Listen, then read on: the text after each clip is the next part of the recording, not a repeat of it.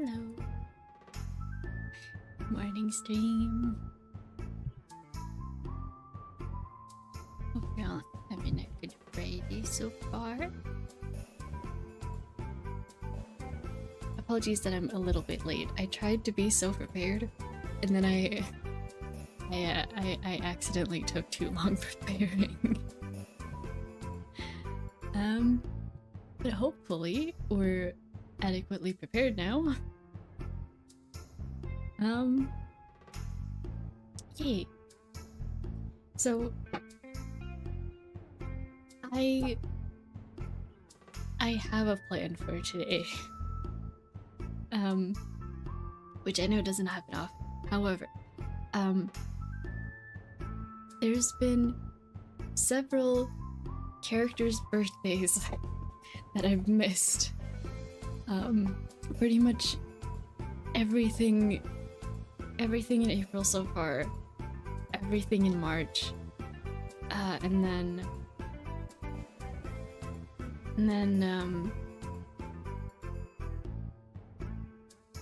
I think definitely a few in February too, but it's gonna be too many to do all of them today.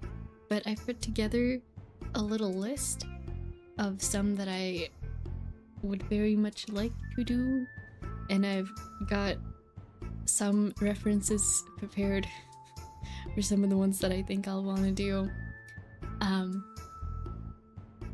Yeah. So I thought we would do that today, and I hope that's alright. And either way, we're starting with the most recent, second most recent one. It was Pure Vanilla's birthday this Wednesday, and I was too busy. So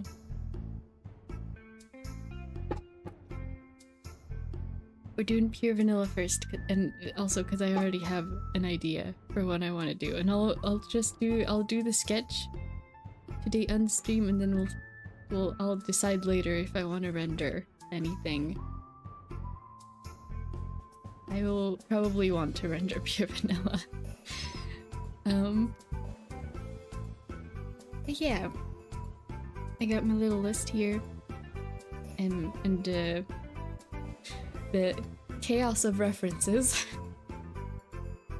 But Pure Vanilla, I always have Pure Vanilla in the background over here. So I can just open my Pure Vanilla tinily in the corner.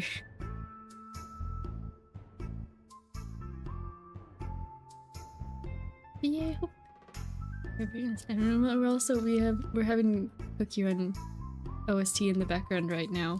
I'll probably change it at some point, but for now we got some Cookie Run OST, Cookie Run Kingdom specifically.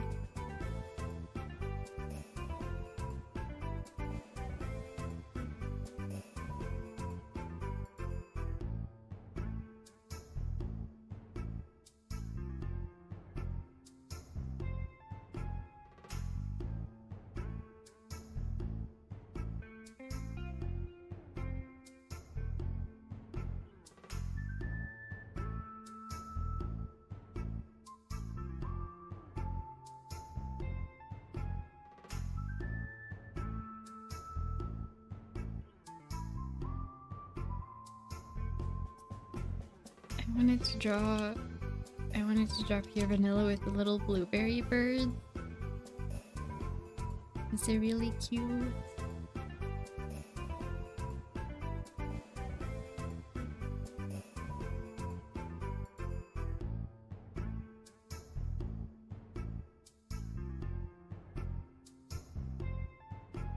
I don't have a reference for the blueberry birds, but it's fine.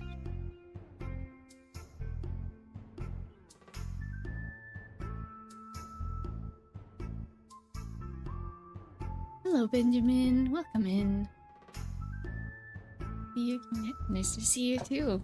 Welcome. Having a good day. Yeah, I'm excited to get this art done. because I've been thinking about it. I was sitting and thinking yesterday, I was just like, oh, what should I stream? And then I looked at my calendar and was like, oh dang it, it's Levi's birthday today and it's like 1 a.m. in the morning. I can't sit down and draw this right now.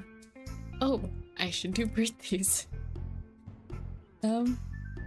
But yeah, I've had my cup of tea, and I've thought a little bit about what pure vanilla pose and outfit I want to draw.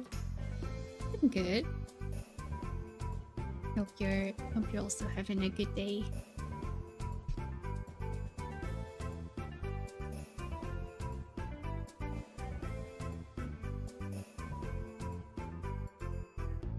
Two birds, one stone, nice. Yeah, there's one of my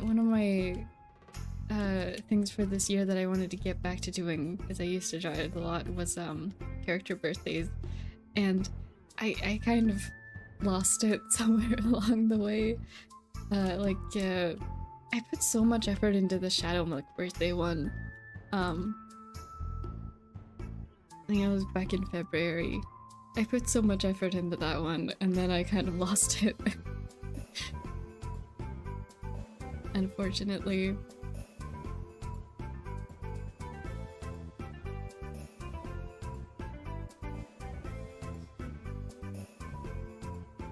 I got some catching up to do.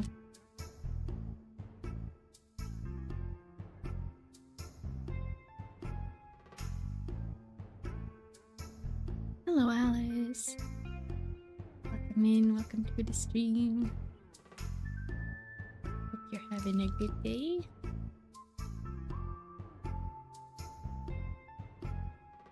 We're drawing character birthdays. I hope the title of the stream makes sense, by the way. I was literally thinking it up while I was making breakfast, just like, oh, what should how do I title this good?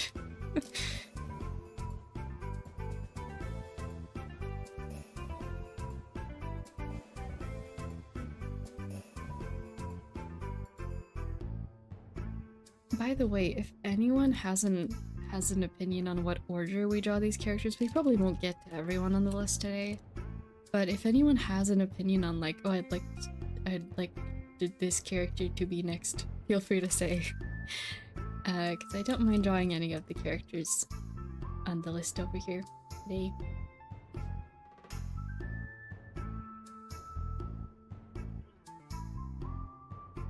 Get that I've been meaning to continue my script. Life just gets in the way.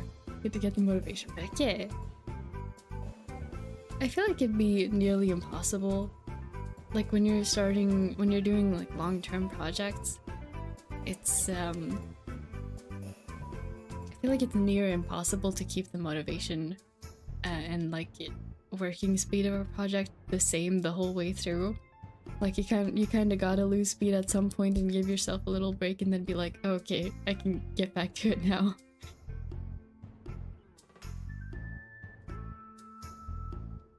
Do, do, do, do, do, do, do.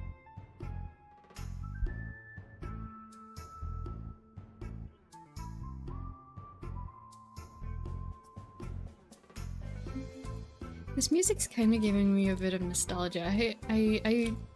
The part of the map, the world map that this music plays in, is kind of near the beginning, and so I haven't played this section of the map in like 3 years.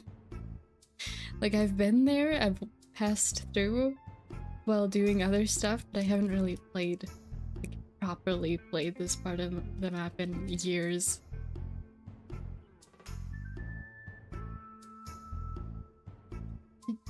I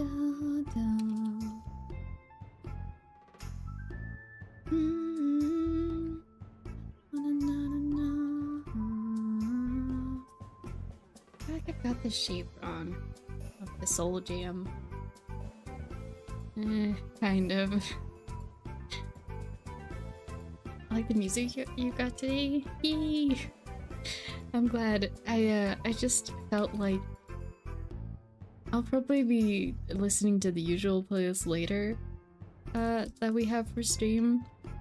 So I wanted to have some Cookie Run music, at least for Pure Vanilla segment of the stream.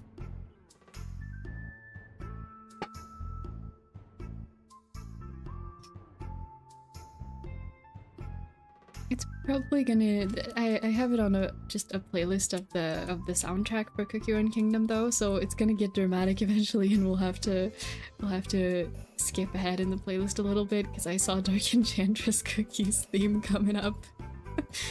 So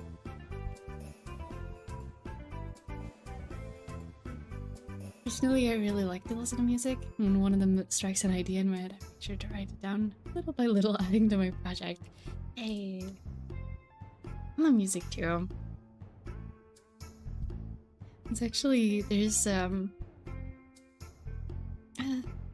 what you call it VTuber lore, but it's not quite. there's a song that that I heard for the first time a little while ago, and I had a really vivid image of an idea. So I'm animating that now. Among all the other things I'm also currently animating, but you know. I think it's really cool that just the near universal experience of listening to music and just imagining your own music video along to it.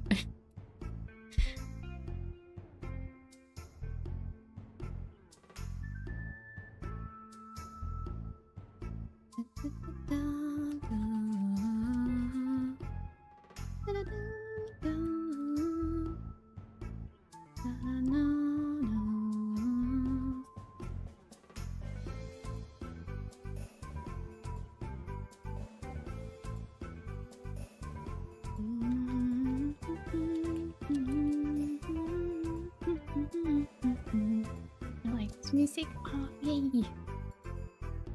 I'm glad. Cookie Run Kingdom has some really good music. I don't know about the other Cookie Run games, but honestly, a lot of the music is super good. Super cool. That's what it's all about. Yay! Yeah, I can't quite call it VTuber lore, but it's also like close enough that I'll probably be titling it VTuber lore whenever I finish it and post it. Even though it's not quite.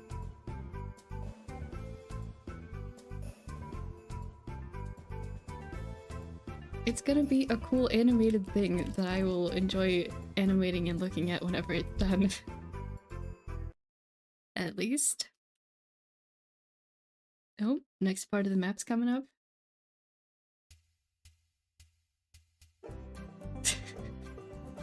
Right. Right, oh my gosh.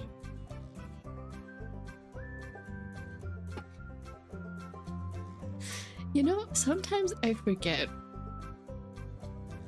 the variety of types of music.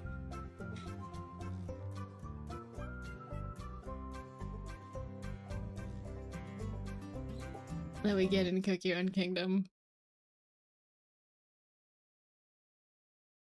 Then again, we do have Rye Cookie in the same game as Silent Salt Cookie, and those are some very different vibes.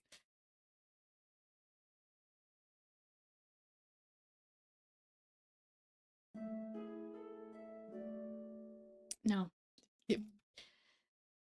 It was too melancholy. That was White Lily's theme. We're doing Pure Vanilla's theme.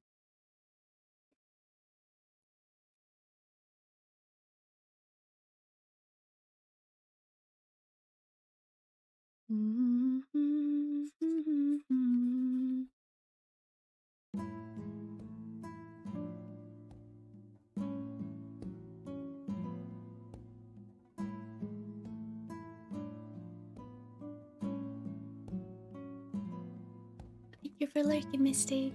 Thank you, thank you.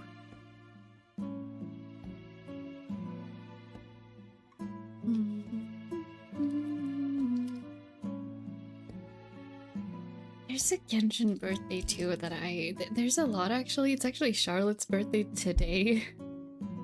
But I probably won't be drawing anything for her birthday. But there are a couple birthdays, a couple Genshin birthdays that I've missed that I'm like, dang it, I kind of want to draw something for them. Like, Wander was 3rd of January. But it's always so close to New Year's that I'm pretty much always late with it because I'm busy doing New Year's things. And then it was Durin's, I think in March at some point. I don't remember the exact day. Durin is on the list here though. Yeah. I was thinking about Genshin because I've finally like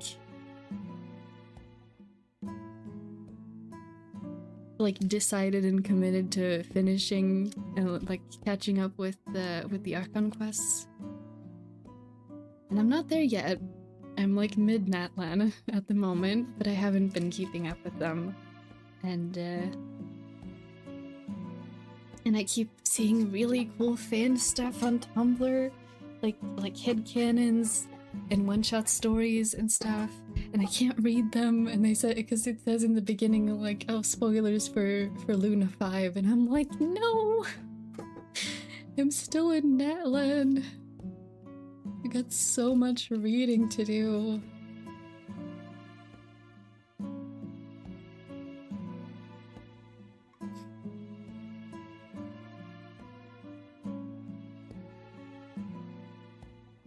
I did the Children of Echoes like tribal reputation quests yesterday. It was so sad. So I wasn't expecting it to be, but it sure was. But now it's done, and that's good. It's kind of there was an event back in late last year where the characters involved in this quest was like participating in an event, and I was just very confused because I didn't know who Nupeka was. So I googled it, and it was like, huh. Yeah, I guess I'll get to that quest eventually. I luckily forgot a lot of the stuff I found out before I got back to the quest. But then when I heard her name come up, and I was like, oh my gosh, yeah, it's that one that showed up in the event like months ago.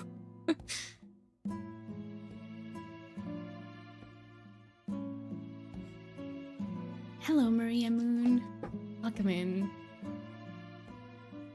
John Egbert's birthday from Homestuck is coming up on the 13th. Oh. Yeah, I know barely anything about Homestuck.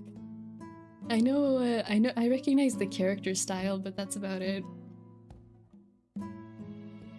Not me trying to avoid spoilers for the manga I'm reading. Yeah, relatable.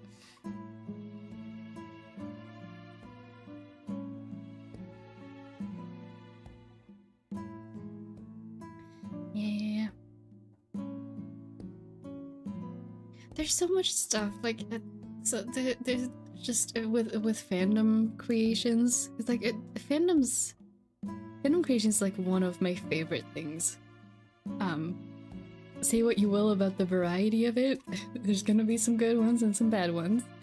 But just the fact that people make things in relation to the media that they enjoy is one of my favorite things. So I love like reading people's short stories and looking at fan art and fan animations and headcanons and all that stuff.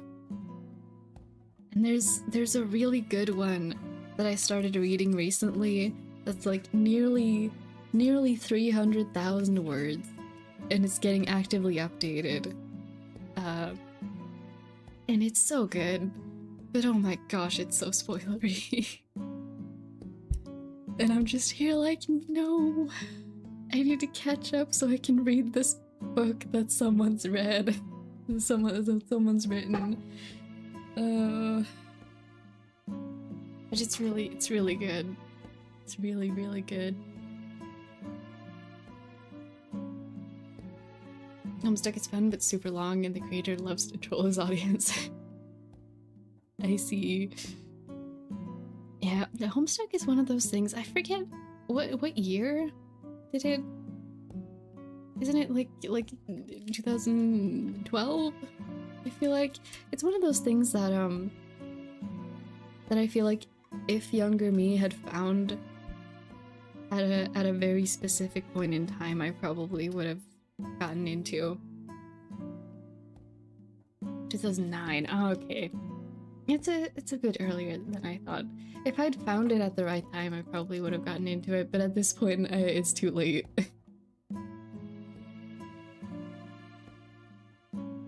That's the thing I haven't gotten exposed to. Yeah, same. So welcome in, Ray. Welcome, welcome.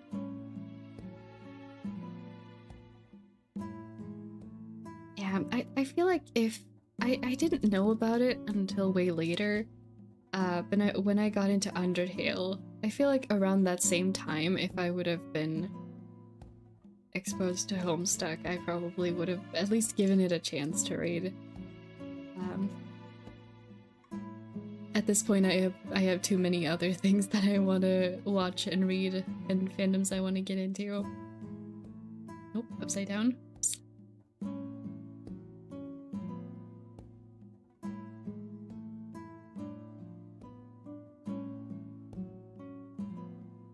Is the Homestuck fandom still alive? It's still doing stuff. I know it got an animated series recently. I think I saw like a little teaser trailer for it. I don't remember if I finished watching it, but I did see it show up in my recommend page at some point.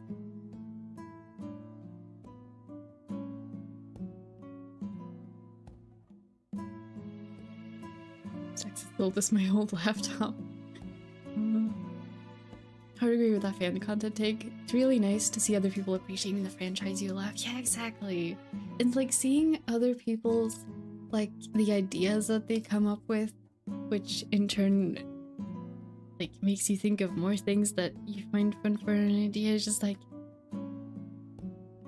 it's like a never-ending cycle of people inspiring each other, which I think it's really fun.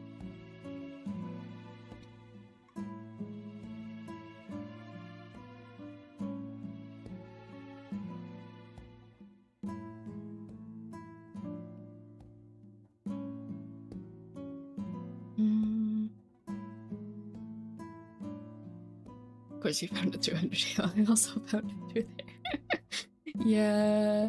No, I don't think it was where I was introduced to it, but like around that same time where I was super into Undertale. I feel like just off the tiny bit of like internet knowledge I have, it would have been similar vibes. I think maybe.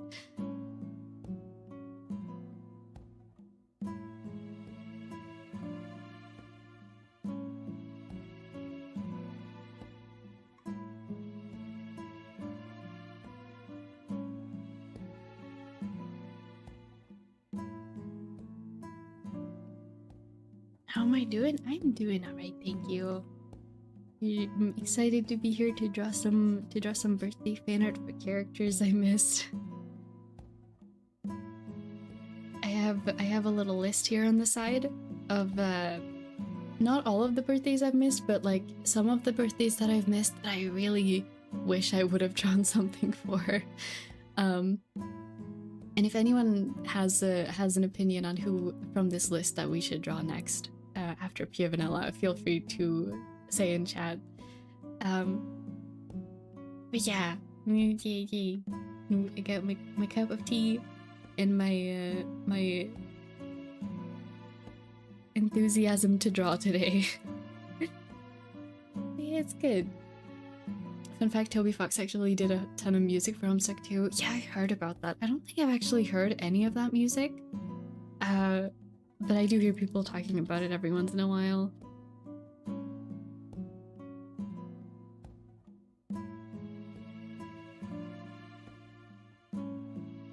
Toby Fox is voicing one of them. Says something with the fandom. Wow.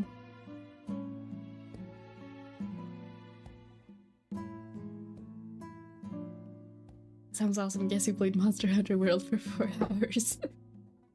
I'm guessing you. I hope it was a good time.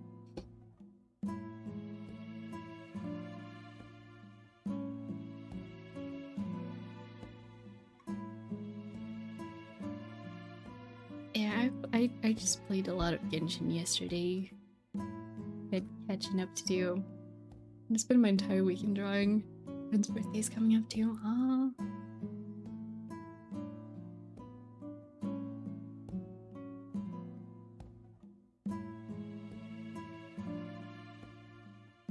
They even did a version of Megalovania for Homestuck animation. Wow. The amount of probably different versions of Megalovania that exist out there on the internet now. I feel like there's a lot.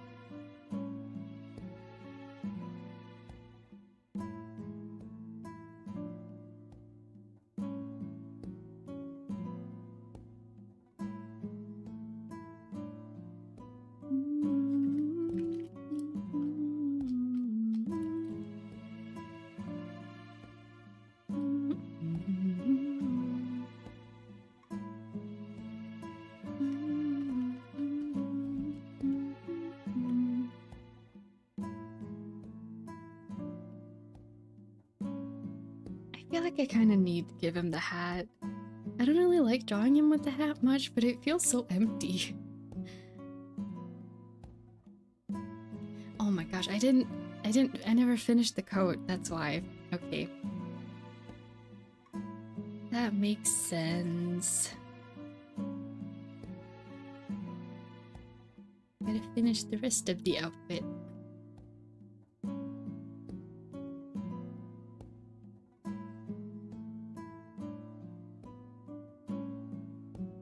I love Monster Hunter, but I have responsibilities and other stuff today. Monster Hunter consumes all my time. Bought both World and Rise within the week and it's been great. Aw. Oh, that sounds lovely. Megalovania played on a block of cheese. Is that possible? Can you make music on a block of cheese? Like, just play it like a flute? I don't know if that's possible. I feel like that's one of those things that, like, it seems impossible, but someone's gonna figure it out. Someone's gonna figure out how to do it, because it would be funny.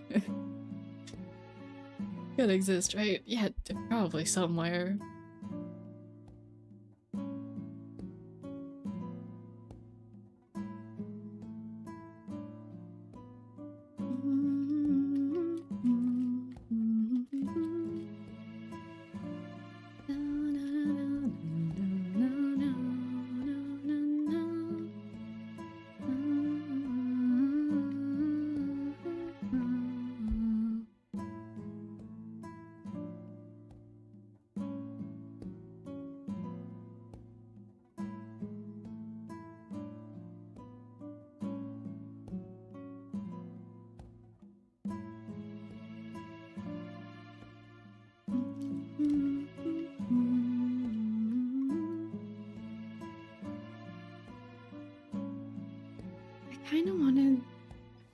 At some point the piece that I started for Awakened Pure Vanilla's anniversary, which is a different day. So that's somewhere in February. But I started like a big painting for that I never finished. Because it just got way too out of hand. But I do like how it was turning out. It was just kind of overwhelming.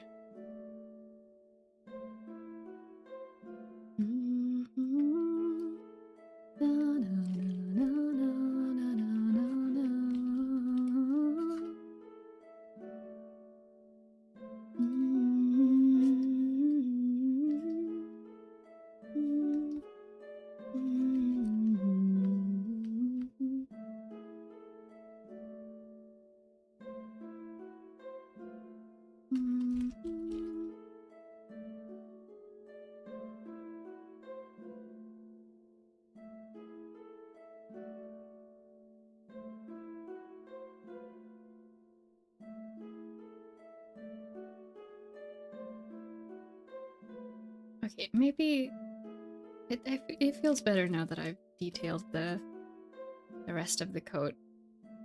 We don't need to do the hat.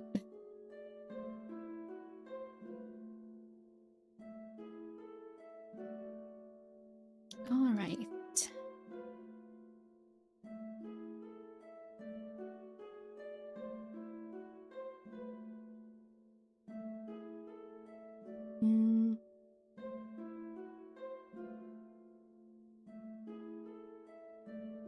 Eighth of April.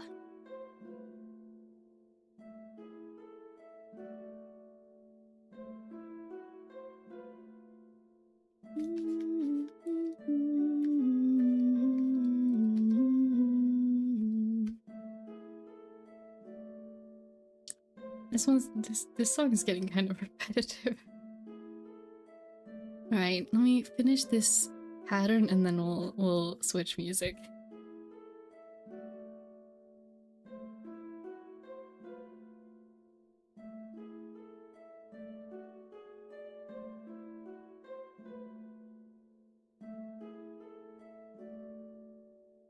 All right.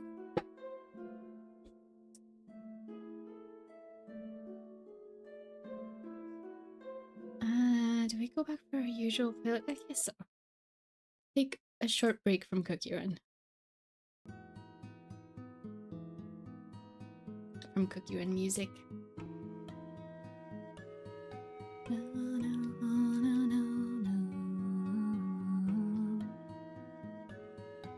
Could play 12 hours straight if I want, but I must draw. Someone makes knives out of cheese? I did not know that. Wow. That's cool. Thinking more of a percussive instrument, but a flute made of cheese would be super cool to see.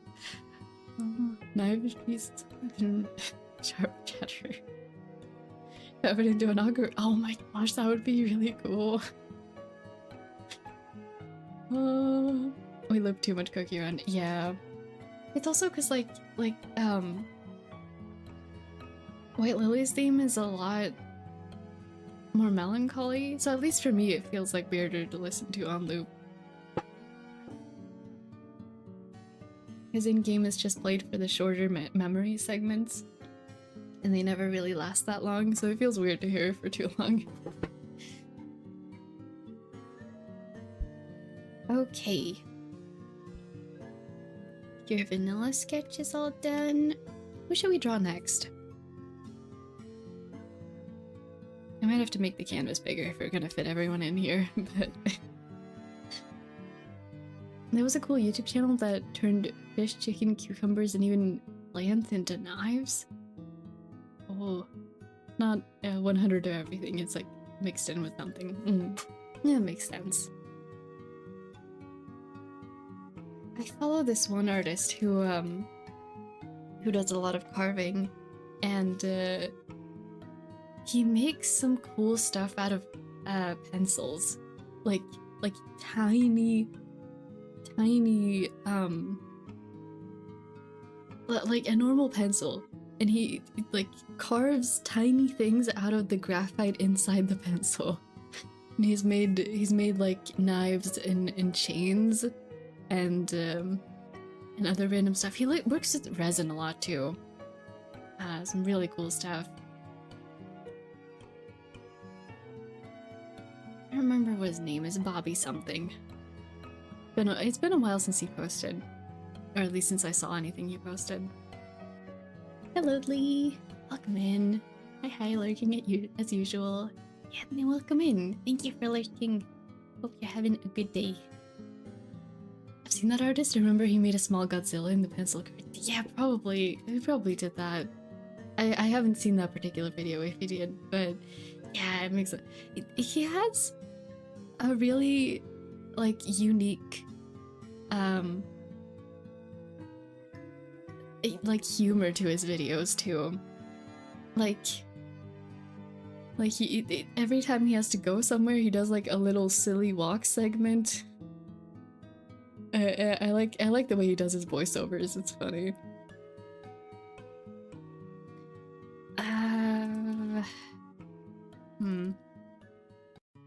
Okay, if no one has an opinion on who we're drawing next, I will choose. In which case, we're drawing.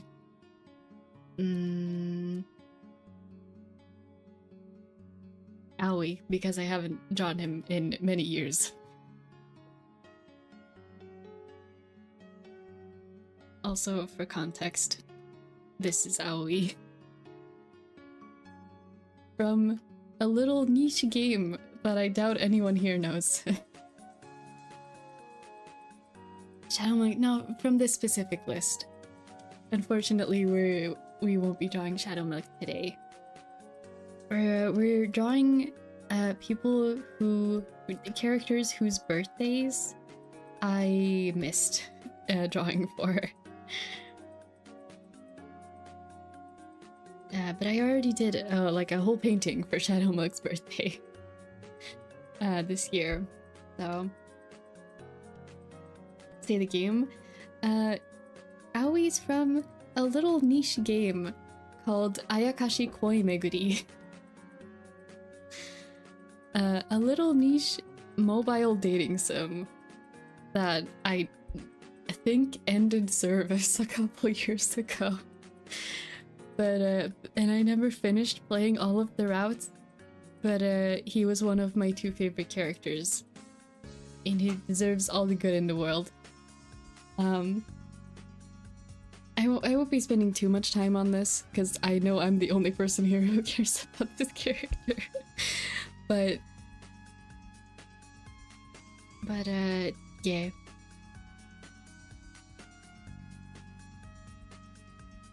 It was a good game from what I remember. But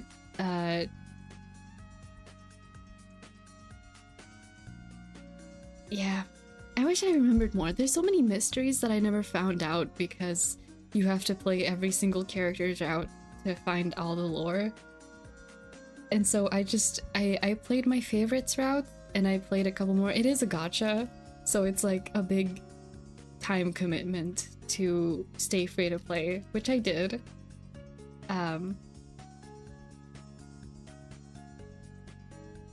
But yeah, I like that lore. Yeah, no, it's I used to play a lot of dating sims. I think back in like from like 2017 through 2020. I played a lot of dating sims, and because I played so many and I kind of didn't have any standards for quality or anything, I tried a lot of them and found some pretty bad ones and found some really good ones that that I've never heard anyone else talk about. And a lot of the ones that I liked were less romance focused and more character and story focused, and this one, my gosh, this one has lore. This one has lore and lots of. Can I find like promotional art? Hold on for this.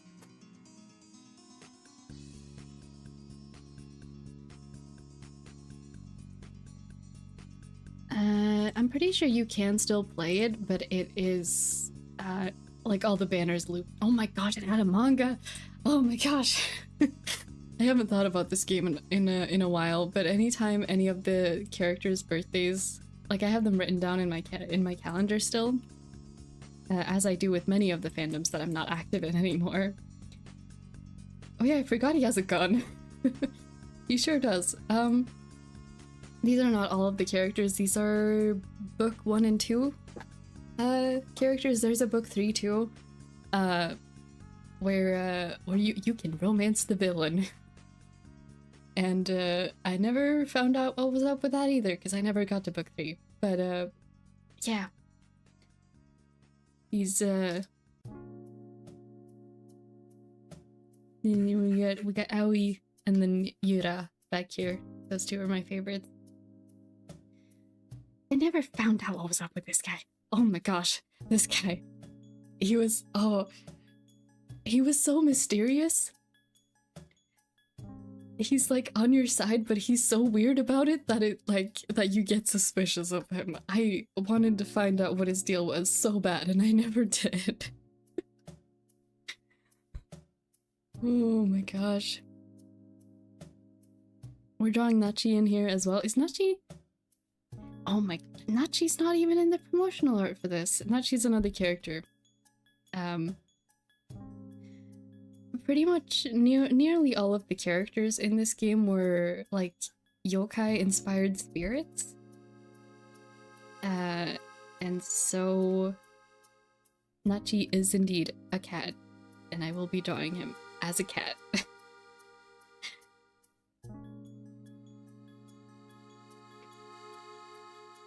But yeah, this was a good game. I feel like I haven't really gotten to talk about it much over the years because no one knows what I'm talking about. I like that, Laura. Yay! Yeah, thank you for listening to my rambling. I have a lot of feelings about some of the games that I played around this time, that I haven't gotten to talk about because I didn't know anyone else who played these kind of games, and also a lot of the games that I ended up playing were so niche that no one ever, even like people online, who did play these kind of games and had conversations about them and stuff, didn't know these games. Which, yeah. Some were more popular than others. Like A3 has its own anime now. Love A3.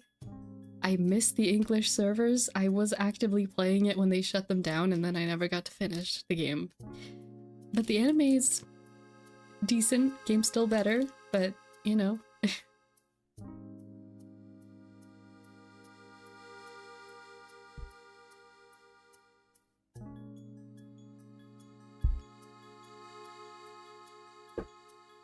be fully honest, I don't really know any of the characters on the list. I'm just enjoying the lovely art and the talks. Aw.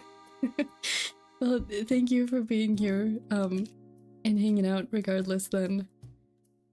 Yeah. I mean, to be fair, we got the fandoms we got on the list for today. We got Cookie Run Kingdom, we got Obey Me, we got My Hero Academia, Genshin, and then Ayakashi. And then one of my OCs. I got oh my gosh. I got several OC birthdays coming up next week. So I hope I can get to those before I end up having to do another like, oh, they're late.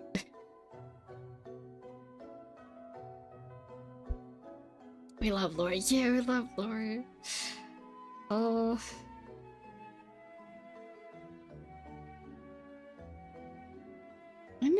I miss this game. I hope that the English servers are still up.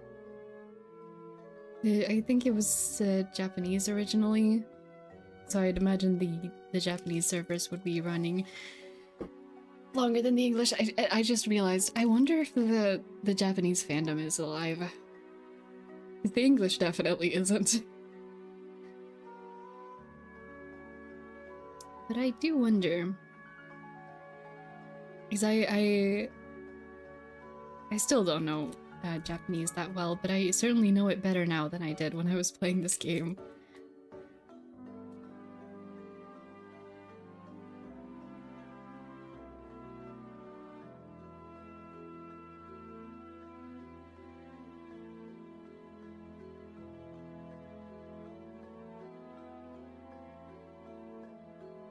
I have some really old fan art for this game. that if we have time, I could open it up.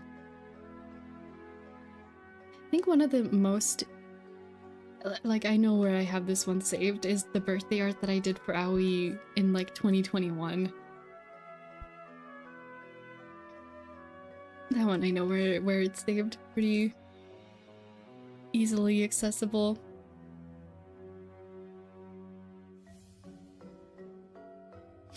This does not look like him.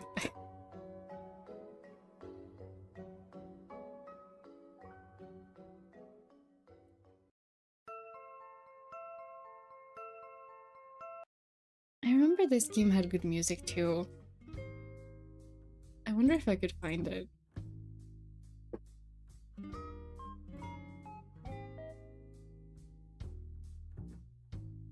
No. OST compilation? Oh, but I don't know how copyright is with it. It's probably safer not to. But it is there. You just gotta scroll down a while. Yeah. Oh, the English fandom. English fandom is far gone.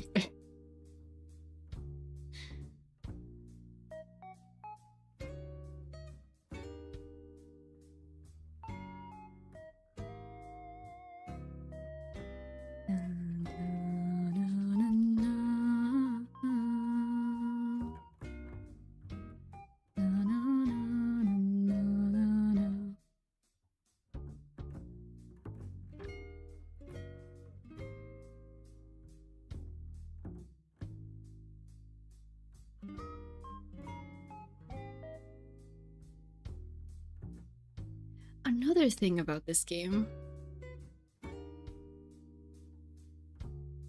I'm pretty sure it was at least partially voiced.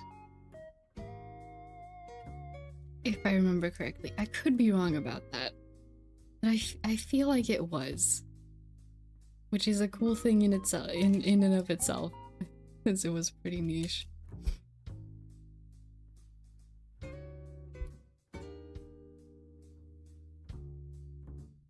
Yeah, I feel like, because for some reason, I'm so sure that this guy, Koga, was voiced by Ono Daisuke.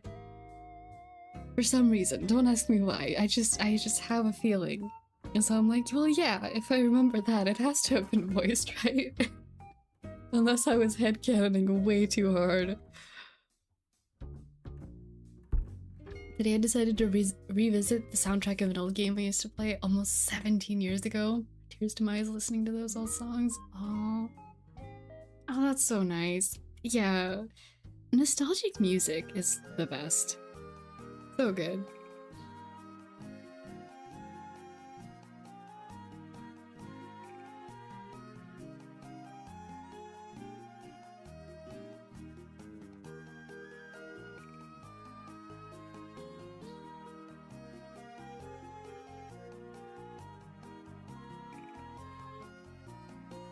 I remember I found the dynamic between some of the characters really funny. Because Aoi's the responsible one. In a lot of situations, even though he's younger than a lot of them. I should mention I was I feel like I do have to say some of the characters in this game are minors. I was also a minor when I was playing this game.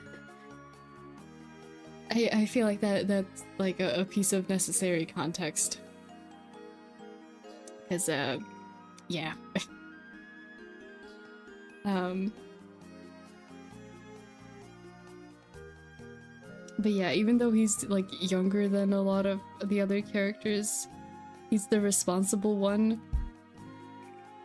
So when everyone else is off being like, oh, we should just like, I don't know, sit down and have a piece of cake, and he's like, hey, we got work to do.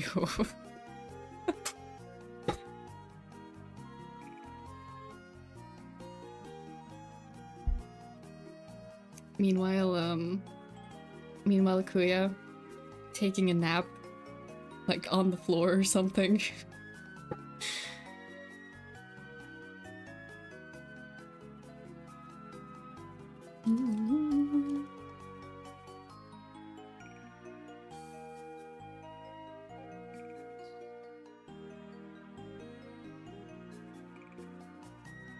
Mood came back in where I love to get better with art. The impatience with the progress is getting to me again. Makes sense, we don't want to get cancelled over childhood crushes now. Yeah, exactly, yeah. I believe in I don't remember if they age along with the story, or if they stay the same age the whole time, but I believe according to lore he's 16.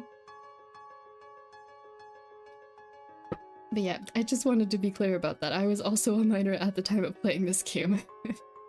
It's kind of weird, they got some very, like a mixed bag of aged characters in this game. To be fair, there isn't anything, like, explicit in the game. It's all very character and story driven, and then there's romance that happens, like, along the way. But still. Just in case anyone goes to the wiki and sees all the character ages.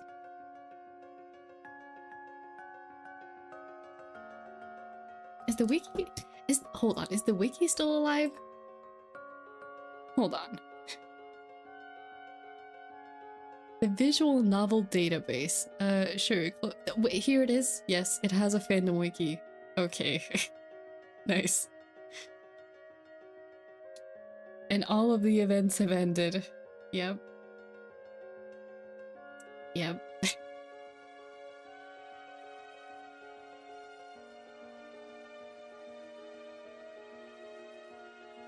Oh, this is kind of sad. Like, just all of the... Like, all the pages are up still. But the game is... Well, the game is very dead. I gotta go back and finish it at some point.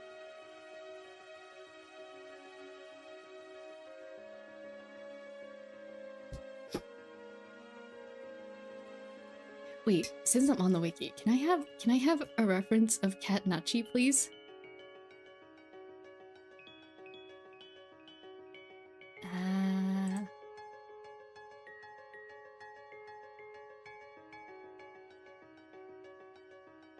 Yes, Cat Nachi.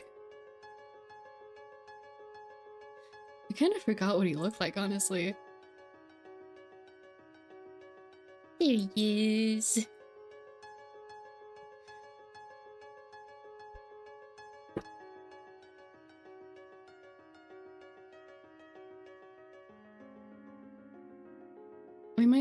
I might try and like finish this soon because I feel like it's getting out of hand. I gotta move on to the next one. I feel like I'm very much rambling now.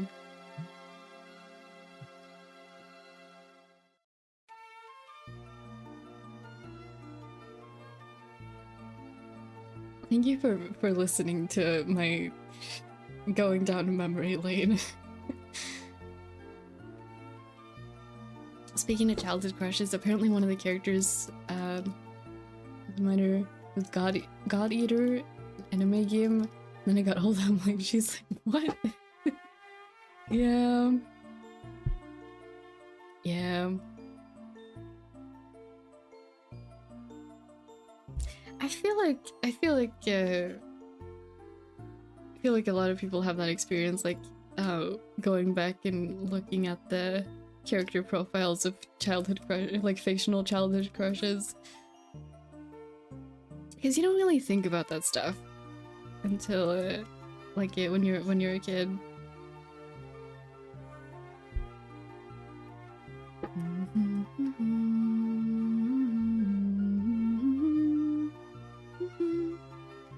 That was me also with,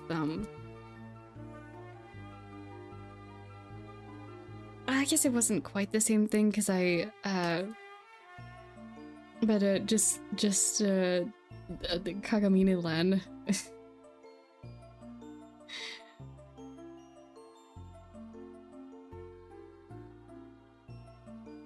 Anyone who has had a crush on a Vocaloid character knows the experience.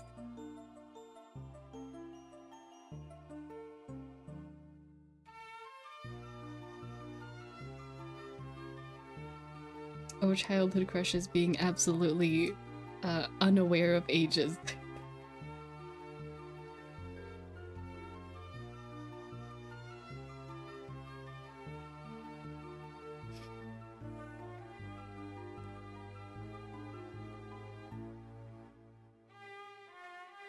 I mean, it ain't a Yumiko stream without going through your memories. True. We're always going down memory lane, I suppose.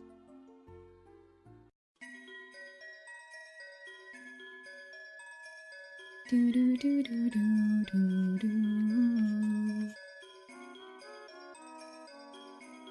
In fact, she only turned 21 at the latest game, which is yeah. Lend to me for the songs they put him in there. Yeah, I can't listen to like Len playlists that anyone else has put together. Like I've made my own that's let's say safe for asexual people, which is me. But yeah, I wish they would stop doing that. An artist who doesn't do that, which is just yes, thank you. Wonderful if you want a safe safe for asexual people Len artist, wonderful opportunity. They do some really good music for both the Kagamine twins. That is more appropriate most of the time. It's sometimes inappropriate in other ways, but not in that way, which is nice.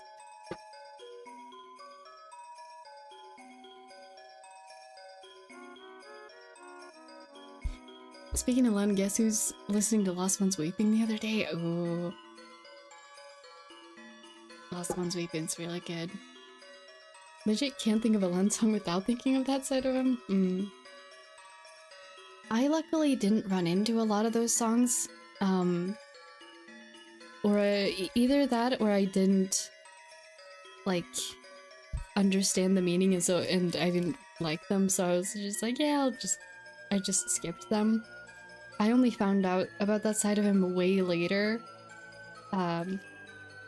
which I'm really happy about, because I don't. When I think of like Len energy, I think of like mischievous, chaotic Len. And so have you heard the Len cover of Pon Pon Pon? Like that's the energy I think of.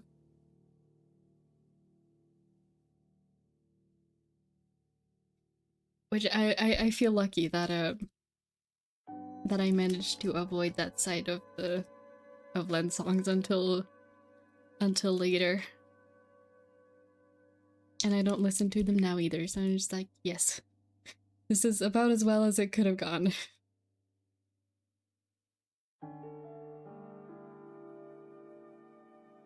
They're doing that with they're doing that with Miku now. Isn't any better, but at least the focus changed. The way they should update the ages at this point, yeah. One song that said Len? Too much mainly because it has a dance that goes hard too. Songs plus boy. I've probably heard clips of that because the title sounds familiar, but I like honestly any of those kind of songs I have never listened to completion to any of them. Mainly because the moment I figure out, it takes me way too long to understand that something is supposed to be suggestive. It just doesn't come to mind for me. So when like as soon as I do figure it out, I'm just like, oh, well, I'm going now. Goodbye. Other cover, that one's cozy. Yeah, I love that one. I made some fan art of specifically Len in that outfit a couple years ago. That's like one of my favorite pieces of fan art I think I've ever made.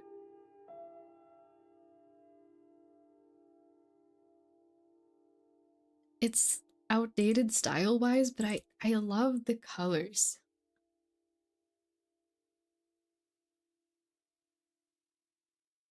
I still really like this one. This is the vibe of Len that I think of when I think of Len.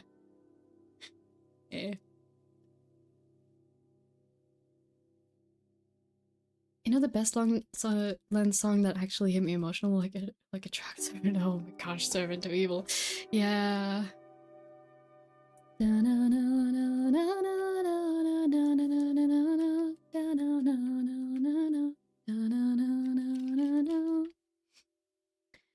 Yeah. Servant of Evil got some intense emotions in there. I'm still really happy I managed to get the Servant of Evil character skin for Len in Project Sakai. Very happy with that. I don't play with it often, but I'm happy that I do have it.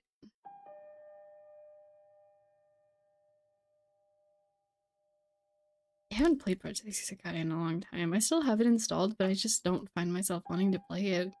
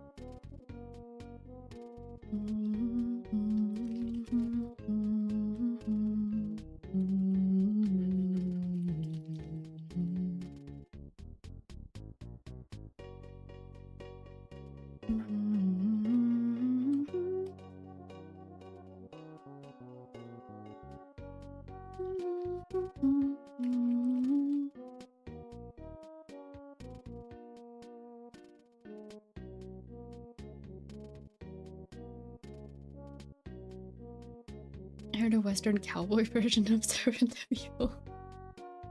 Now that's a combination of words I wasn't expecting.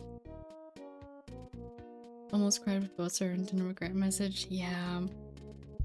I probably have cried listening to both of those. Honestly, I remember the music videos more than the music itself. I think that goes for most media in general that I see. I'm just a very visual person, but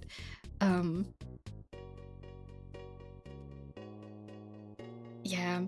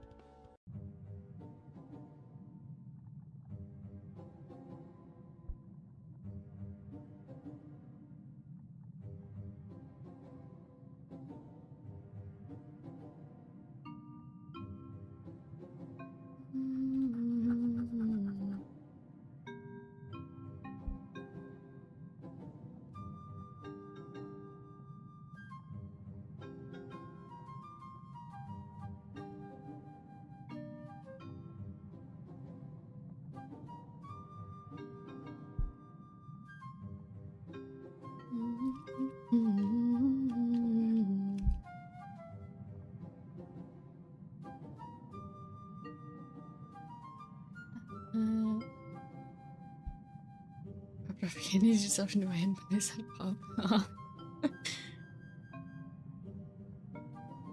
On the YouTube channel that makes the crazy knives, Kiwami Japan. I've never heard of that channel before. But what they do does sound very cool.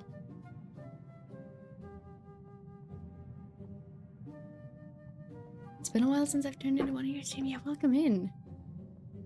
Welcome, welcome.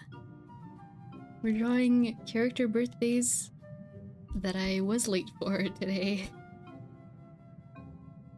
Character birthdays that I missed. We're just doing sketches on stream today, but maybe I will render them and post them later. Yeah, I hope you're having a good day. Welcome in. I made a knife out of bismuth milk, cardboard, chocolate, and they're all functional. Wow.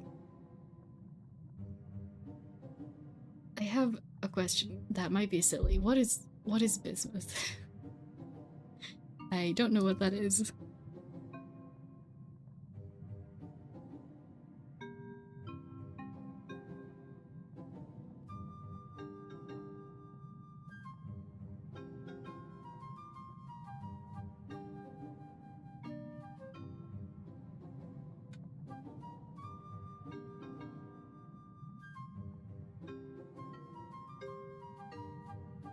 Legit like something kind of Monster Hunter with these knives.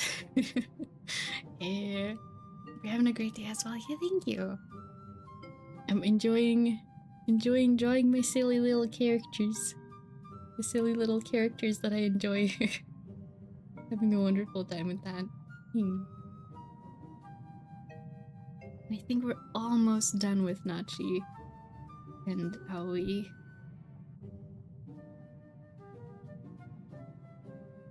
Aoi, why do you carry so many keys? So many tiny little trinkets.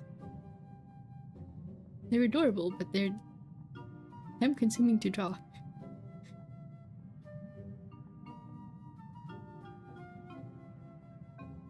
Honestly, oh my gosh, he probably does carry them because he has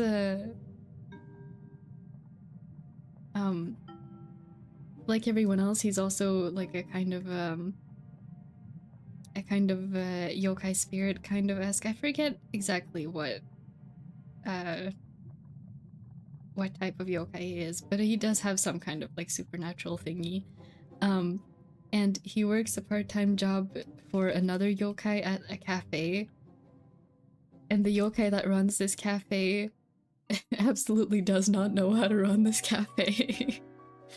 So Aoi's just doing all of the functional things and like keeping everything in order and cleaning and doing orders and stuff. I don't remember if he actually does the baking or not, but it makes sense he would carry all the keys because the owner of this cafe does not would put the keys down somewhere probably and then forget that he left them there and then have chaotic moments because he forgot where he left those keys.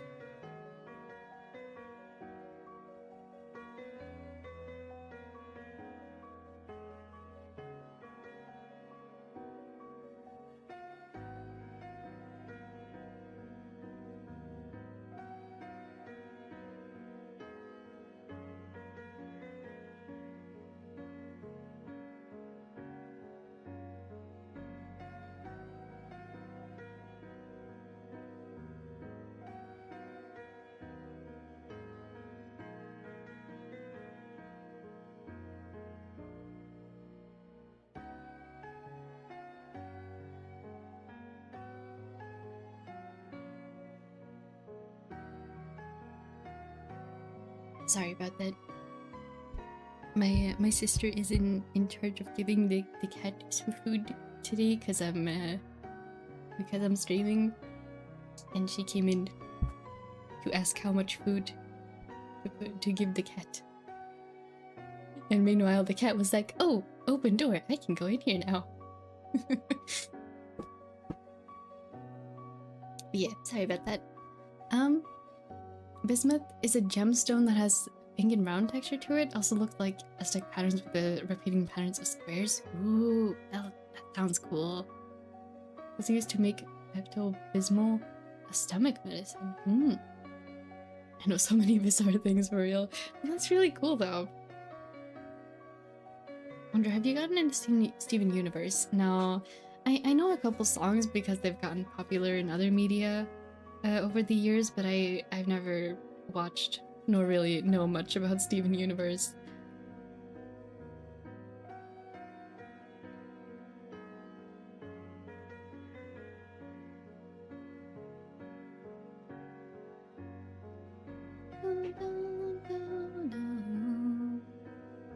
And let me write down February 23rd.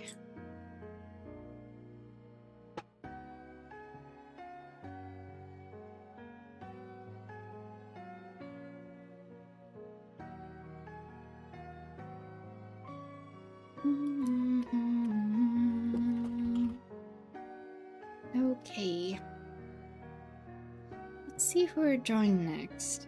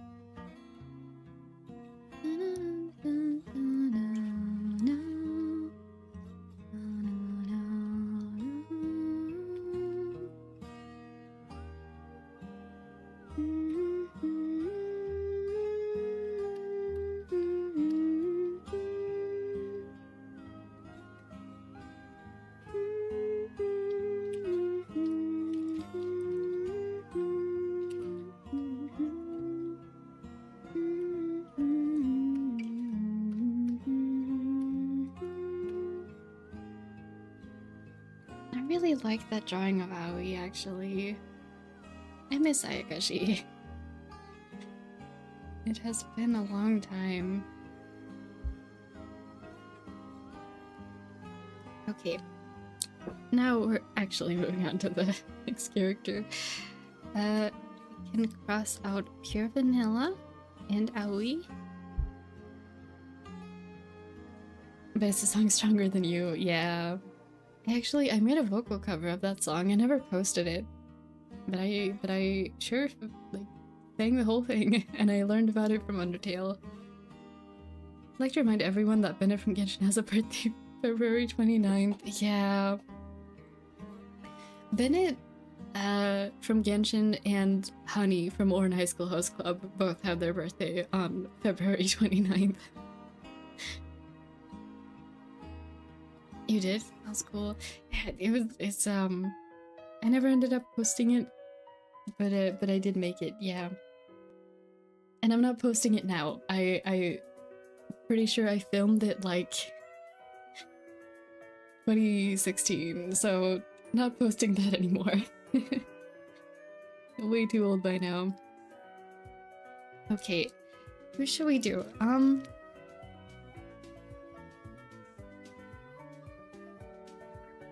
I have an idea for Levi, for Levi. So we could do his first, because I think it probably won't go fast, but I won't have to think up an idea. Unless anyone has a different opinion. Imagine hating an OC so much their birthdays are only and never come out. Oh. Yeah. In Bennett's case, it makes sense lore-wise, because, you know, the luck thing. But it's still like an interesting choice to make. Like, if you only want to celebrate an OC if you only want to celebrate an OC's birthday once every 4 years, then it's like, okay, yes, that's the day. Still haven't posted 17 sessions of our D&D games. Ooh, well, I mean, you still can if you want to.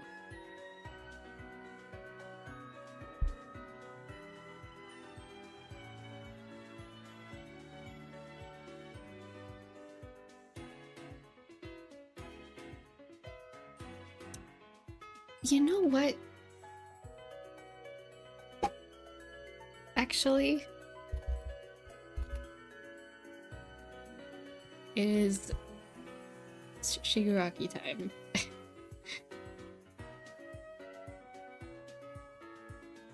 Mostly because I want to draw him actually getting celebrated properly on his birthday. I just don't have time to edit the rest. So much editing to do to the material lacking things like music. Yeah.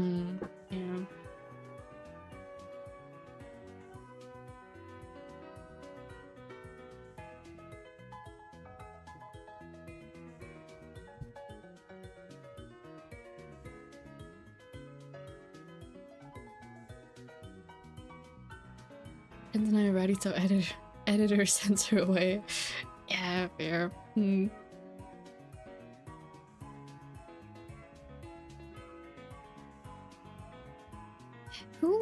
I was just thinking about this. Like, if they were to celebrate birthdays with like an actual party, I know in canon they wouldn't. But let's just imagine for a moment. If they were to celebrate everyone's birthdays, who'd be the one to take initiative to throw that birthday party? maybe like Toga and Twice would make that effort together, probably. And Dabi would just be upset that he has to attend. I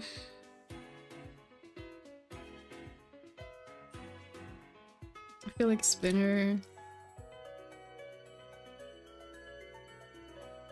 would probably initially be like kind of neutral about it, and then end up having a really good time and being like, oh, we should do this more often.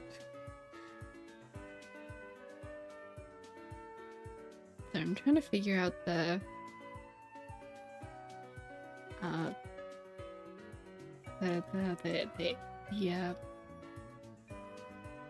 perspective on this pose.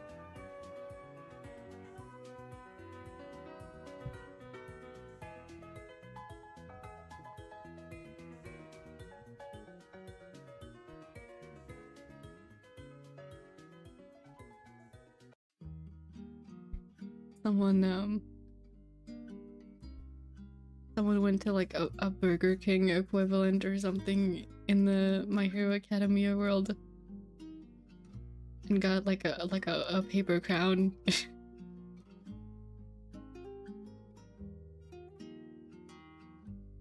got him a paper crown and a burger for his birthday.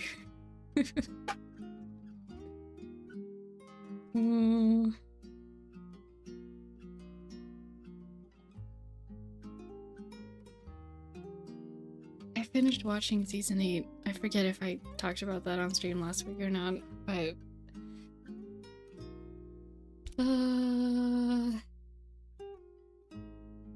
it was a lot.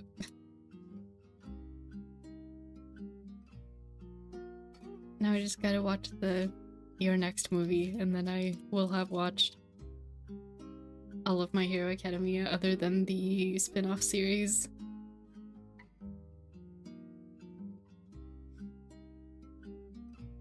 Which I will probably watch, but I haven't gotten there yet. It's like kind of sad. I'm kind of sad that it's over. And I will be rewatching it at some point.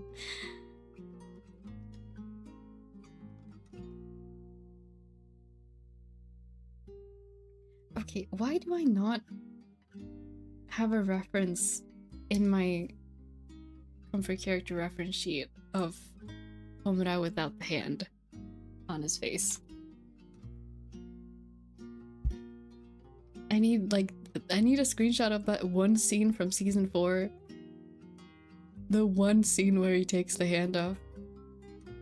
I have this memorized way too well.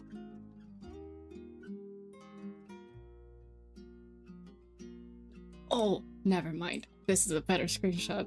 This one, oh my gosh. Oh my gosh, this one's better. I'm putting this in my reference sheet after this. Look at him.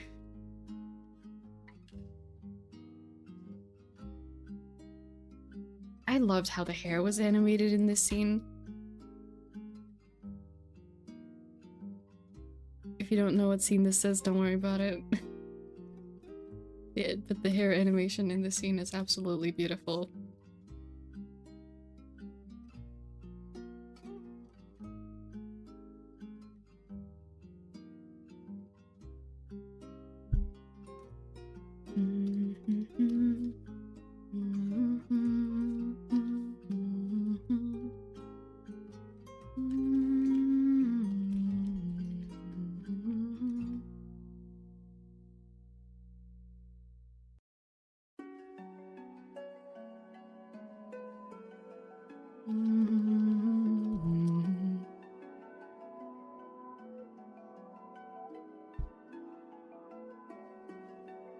My friends and I have war flashbacks when it comes to the Burger King hat.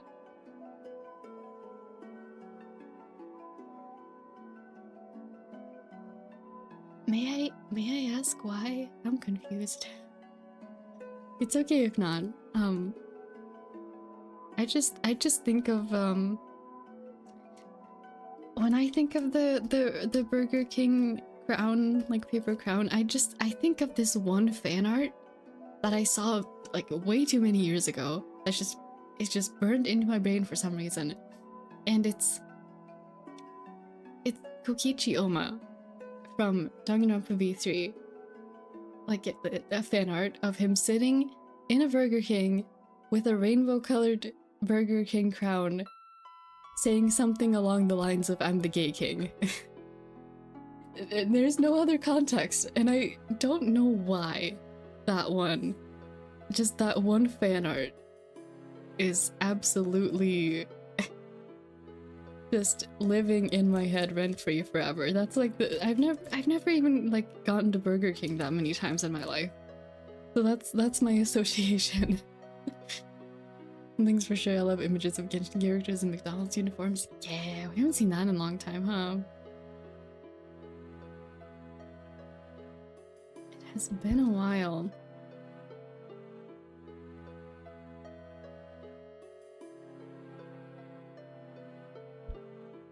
That's a bit too long, I think.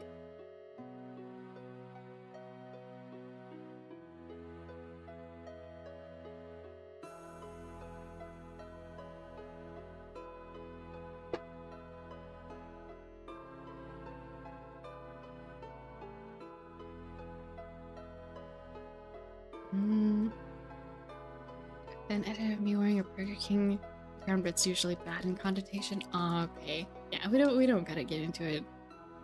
Sorry for reminding you about that.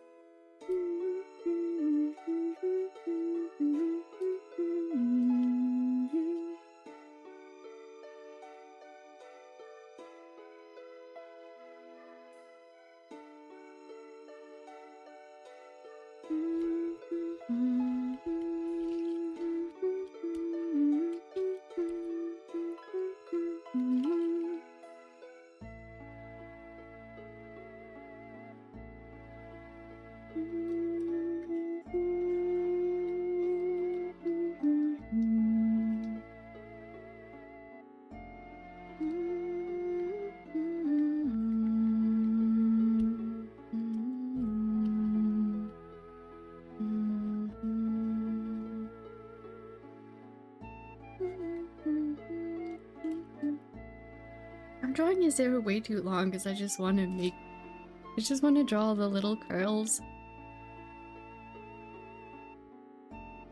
Then it ends up being too long.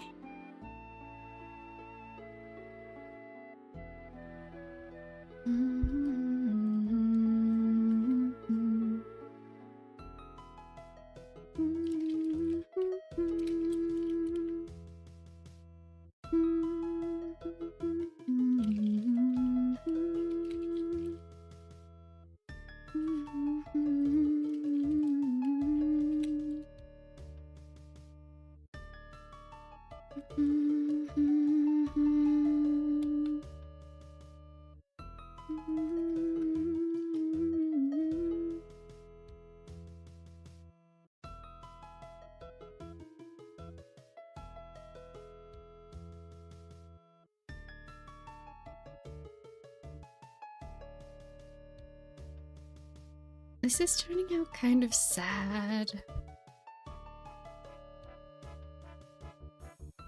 It has sad vibes for some reason.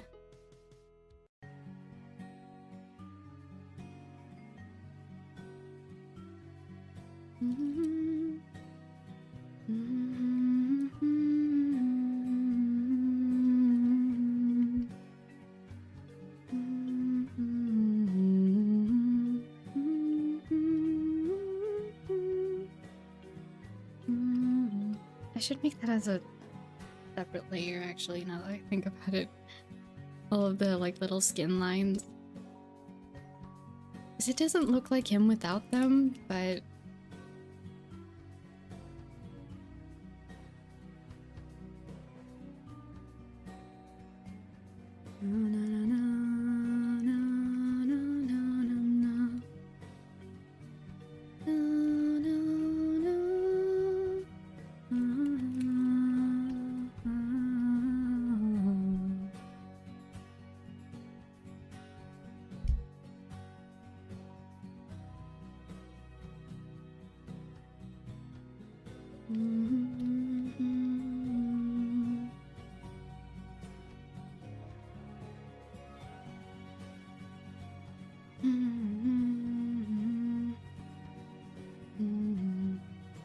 sorry, you can't really expect to give everyone flashbacks. Yeah, but still.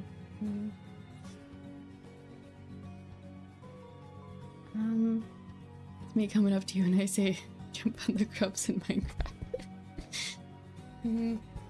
This guy has seen that one image where he looks so crusty and I can't unsee that image of him. Yeah, he thought he's always crusty.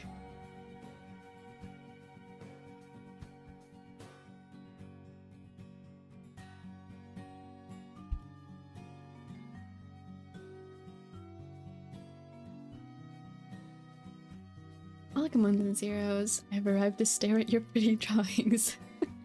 Oh, well, welcome in. Today we're drawing birthday art for characters whose birthday I missed. So we got a few so far, we got a little list. And yay.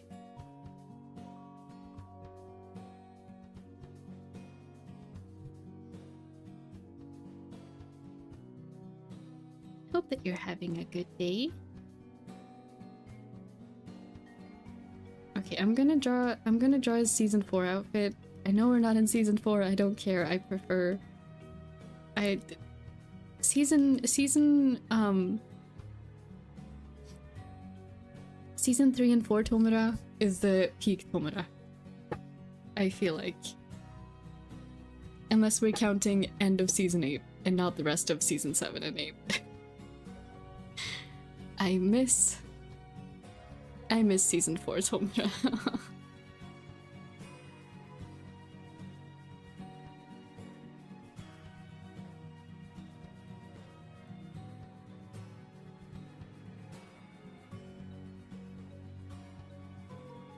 Did I ever finish? I'm just realizing, like, My Hero Academia Smash was a spin-off manga series that came out, I think, in like 2018, 2017, somewhere around there, and it's pretty much a comedy take on everything that had happened up until season 3. So everything's a lot more lighthearted. Like, you got Bakugo writing like recipe instructions for everyone, and you have the League of Villains going to the beach, and you have like all of Class 1A and the League of Villains dressing up for Halloween, and then accidentally going to celebrate Halloween together. It's a good time. I forget if I ever finished reading that, because I feel like the funny moments with the League of Villains, they were just really sweet and wholesome most of the time. They were still trying to do evil stuff, but someone along the way is like, oh, but we have fun things to do too.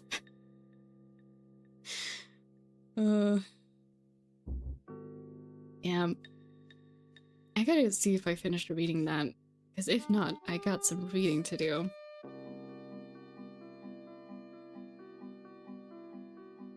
Also, I forget.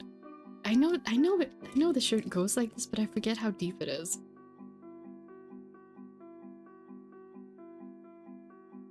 Also, I'm giving him his the fancy red coat that he wears very briefly,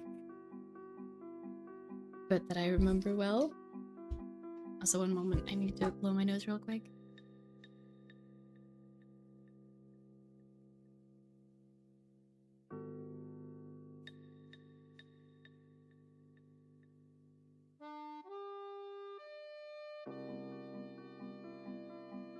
Alright. Oh.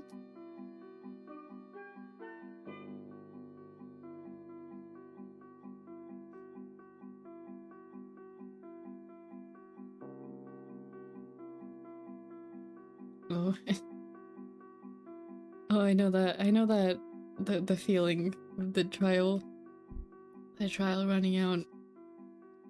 Like sitting and working on a project as you're counting the minutes before your time runs out. I've been there.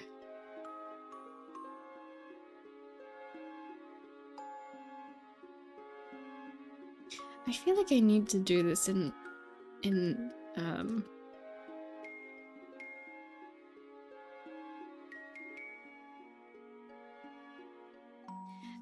it's not this isn't capturing the scene that I wanted. Unfortunately, I'm probably gonna have to add on to this and change some things. If I end up doing a full version of this one, because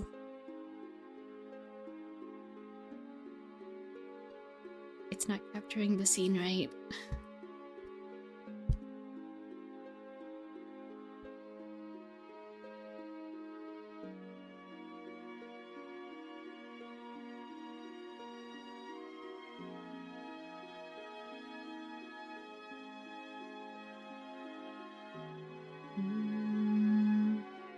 Oh my gosh, I just had an idea. This is gonna turn into way too big of a project. I just have a feeling. Because I just pictured what the rest of this whole scene would look like. And it's way too in-depth to do during the stream today.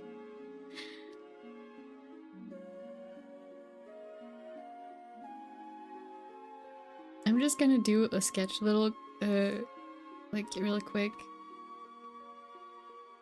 And I think maybe I can communicate the vibe of what is happening.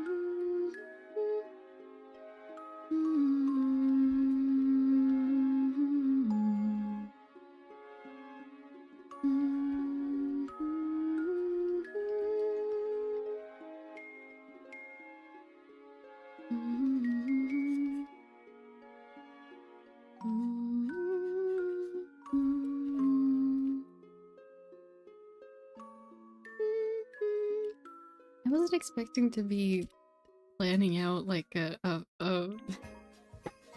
whole My Hero Academia illustration today.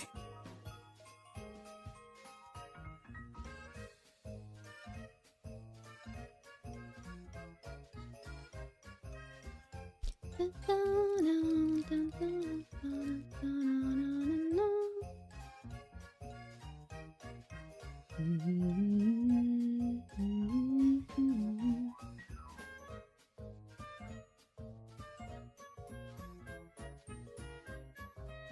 know, Pinterest has annoying sign up now to see more screen. Oh, I did not know that because I already have a Pinterest account. Yeah, I haven't been on Pinterest in a while either.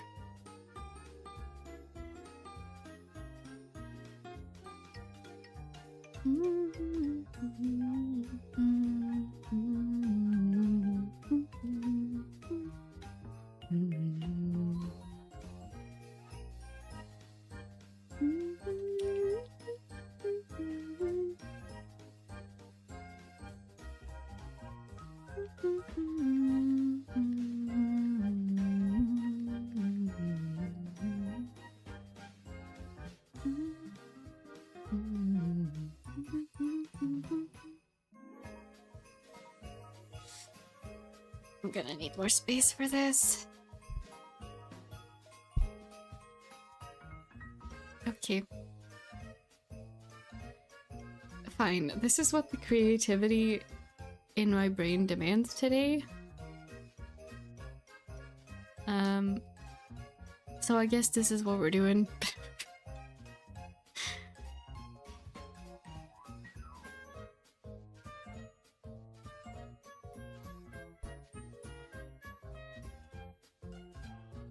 Just take the L for this homework. You got me. Oh. Trying to get rid of mine. Tumblr's been treating me well. Let's see, everything I love is there already. That's fair. The only thing I use Pinterest for sometimes anymore is I have a specific account for putting together closets for my OCs to get a good, like, not specific clothing pieces or specific outfits, but like to get a good visual vibe of what their like clothing style is, and it helps me a lot in designing their closets then afterwards. That's pretty much all I use Pinterest for anymore.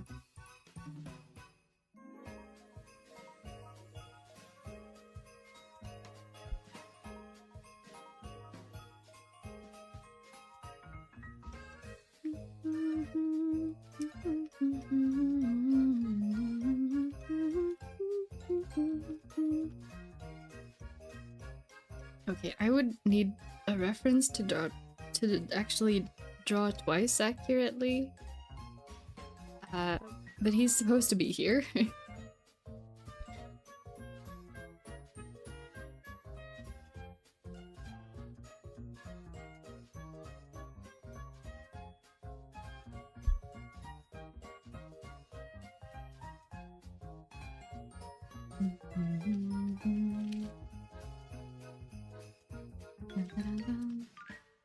Okay, after we finish this, I will move on to the next person because this is getting out of hand. At this point, I'm like, I want to do a full piece of this, and that's not happening today with the time frame that we've got. So I might as well leave it and finish it another day.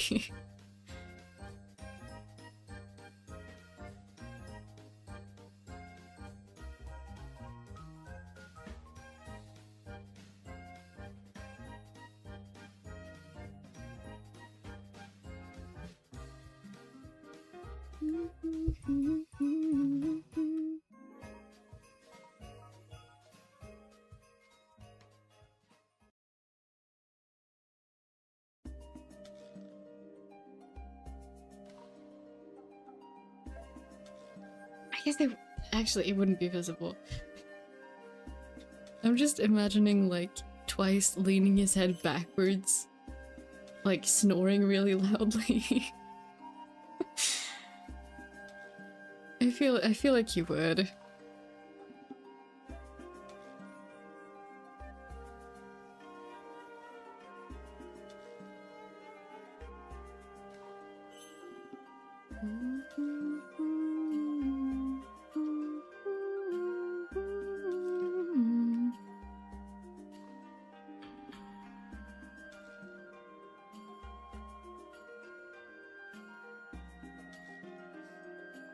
And Dobby would never allow himself to fall asleep when anyone else is present, I don't think.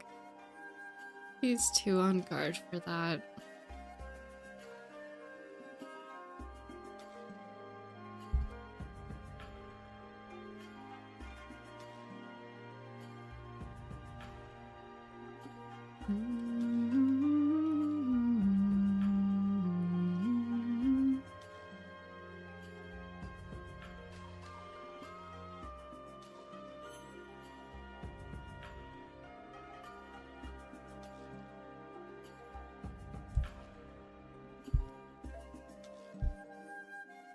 Yeah, as mentioned, this is turning into a whole piece at some point. But not today.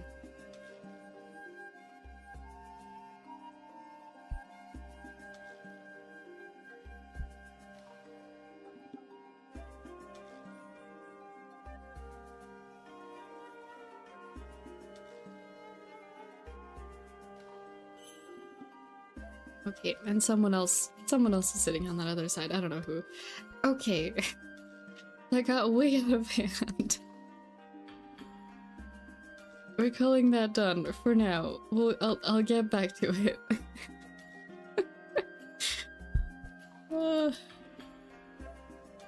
Are they too close to the sun? Yeah. This one got away from me. I wanted to draw them having a birthday party and just having a good time. And then as I thought about it more, I'm just like, I just want to draw them having a good peaceful time. I was just like, yeah.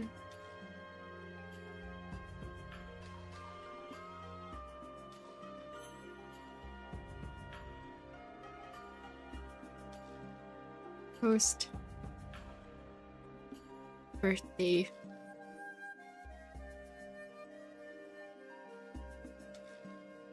slumber party.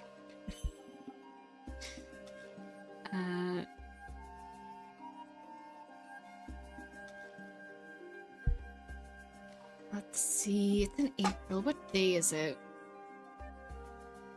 Give me a moment. If I was to scroll back in my calendar, it would take too long.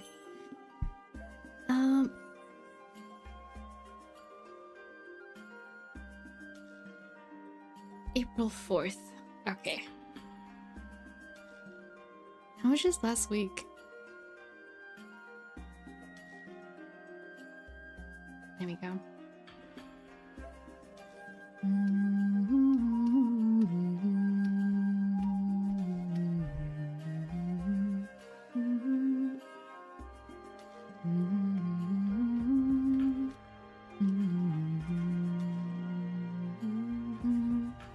I'm not going to be as detailed with the color blocking on this one since I'll be redoing all of this later. So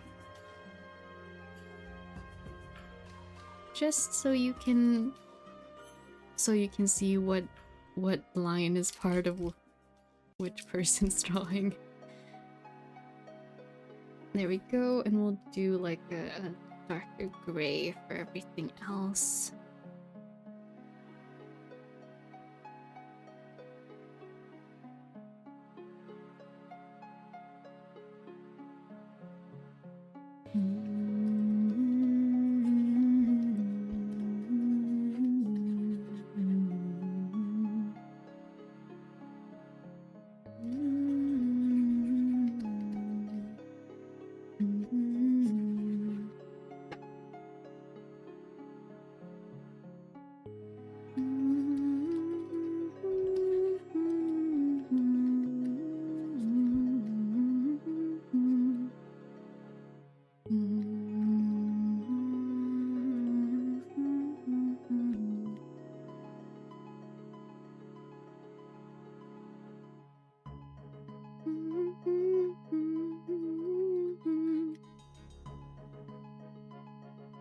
There we go.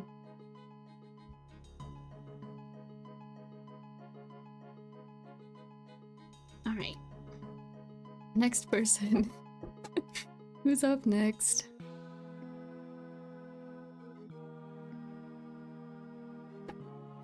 Let's see.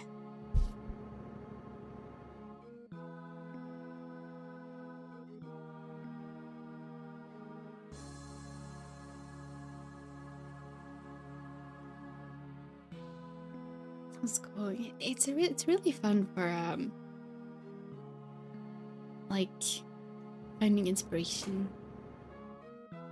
I mostly use like real pictures of clothing on there too. I don't really do illustrations on there because it's when using illustrations for inspiration, it always feels right to like at least acknowledge the artist who did that art. But with the way that Pinterest like uses art, it's almost impossible to find credit for anything. So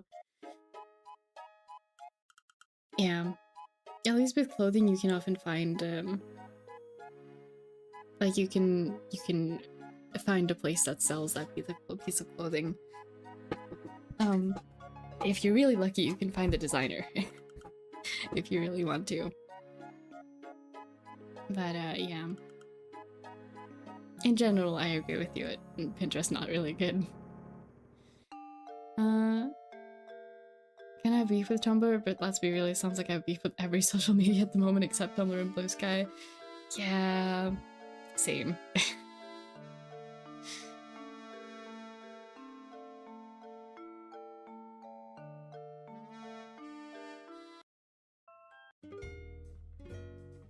Animal Crossing music.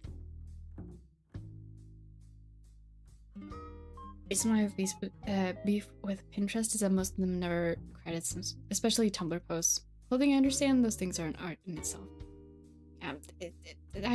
It's the same problem I have with Pinterest. No credit for anything ever. Finding, oh my gosh, seeing like TikToks on Pinterest and trying to find credit. And like animations and fan comics, oh my gosh. There's a series of really, really good fan comics of Moomin and Snufkin and like honestly Snufkin's family tree. Like they have some really extensive comics and headcanons about Snufkin and his background, and they're so beautifully drawn. But I saw them for a long time on Pinterest before I ever found the source, which was a very, very cool artist on Tumblr who I now follow. I wish Pinterest was better about both AI stuff and credits.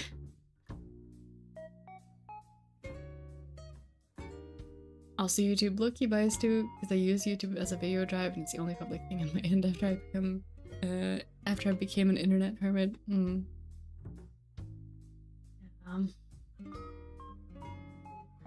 YouTube has its own set of problems.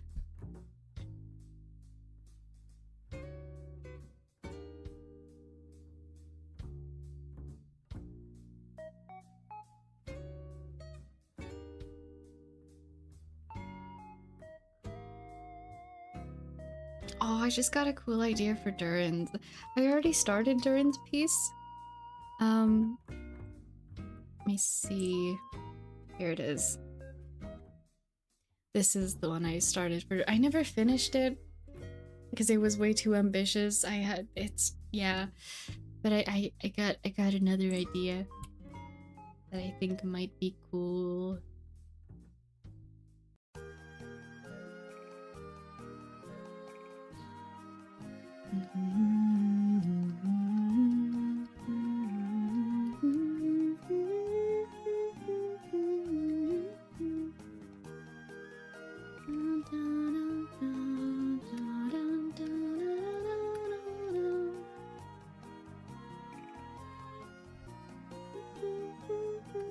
Oh, actually, I'm gonna need another reference.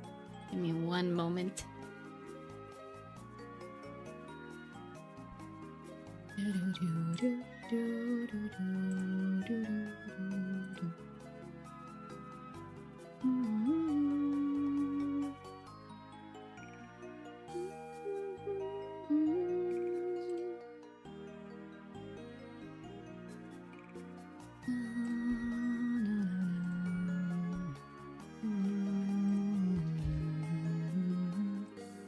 Oh, that's a really big picture. Hi Mini Turin.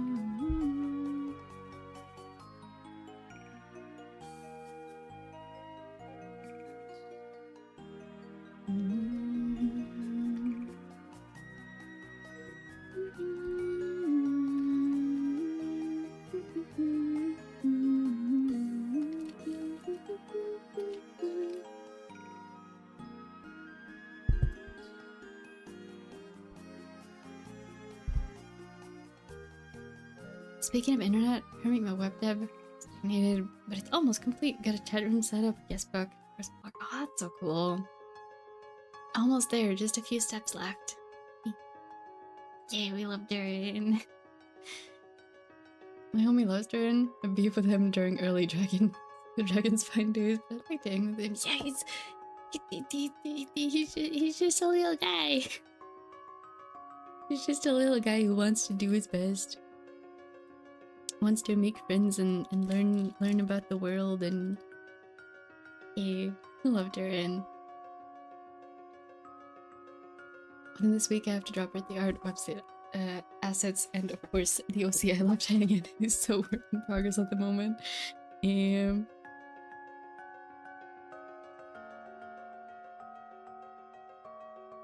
can do it. You can draw the things you set your mind to. I love silly little guys. Yeah, me too. Just a silly little guy.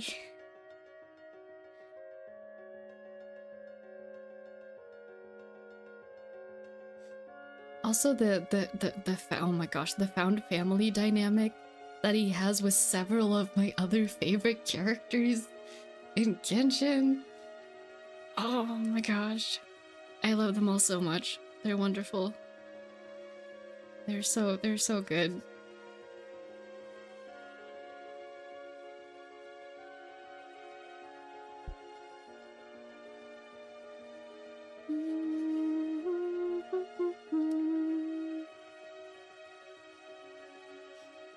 Like,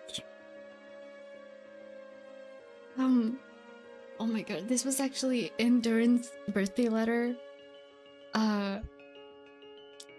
It's in Genshin, every time a character has a birthday, you get a letter from them. And they'll have different things to talk about. It's really funny to read all of them.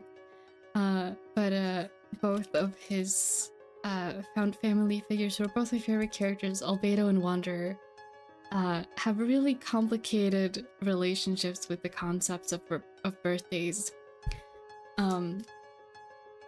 And his letter was so sweet this time. I think, I forget exactly when Durin came. I think this would have been his first birthday as a released character that you can actually play as. And he was talking about how, like, oh, everyone says that, like, birthdays are something to be celebrated and something to be looked forward to and appreciated and stuff. And he went and talked to Wanderer and Albedo about that. And they both got really quiet because their birthday experiences have not been like that. And so he's just, like, his letter was just him, like, pondering on the concepts of birthdays and how everyone relates to them. It was just really sweet. It was just I wish to give him so many head pats.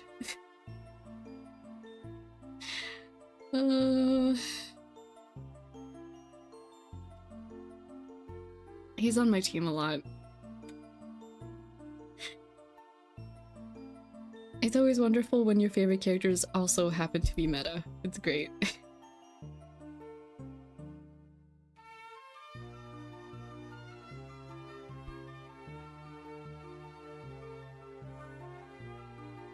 Oh, hello. Hello, Pedo. Been brought here by ones and zeros. Oh, well, welcome in. Welcome. Sorry I'm a bit late to reading. I was rambling. Yeah, welcome in.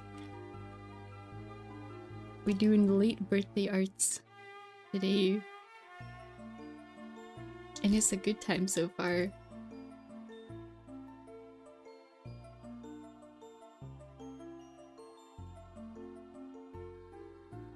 Yeah, I love this. The Genshin birthday letters are always such a good time.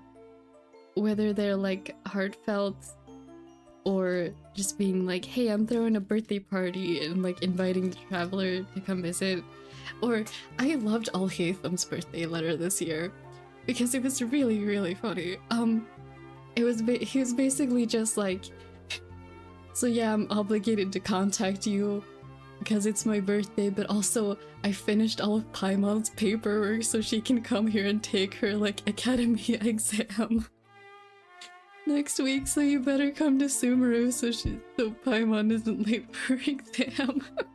And then he didn't even say goodbye. He's just like, you better come to the exam. I set up all the paperwork for you. I've done it all now. It's like just I love the birthday letters. They're such a wonderful thing. The yap cannot be stopped. Yeah, I love yapping. Oh, it's apologies if it gets a bit too much sometimes, but I find it really fun. But yeah, I love the birthday letters. The one from Charlotte today, since it's her birthday,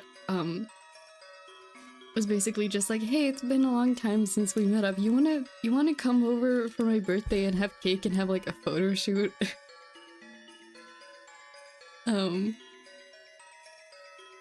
Yeah. The Genshin birthday letters. Very good. I still remember very clearly the very first one. I think it was the first one I would have gotten, or like one of the earlier ones. When I was playing, it was the 2021 Xiao one. That one was also really nice. And the 2022 Xiao one is also nice. Birthday voice lines as well. Wonderful. Very sweet.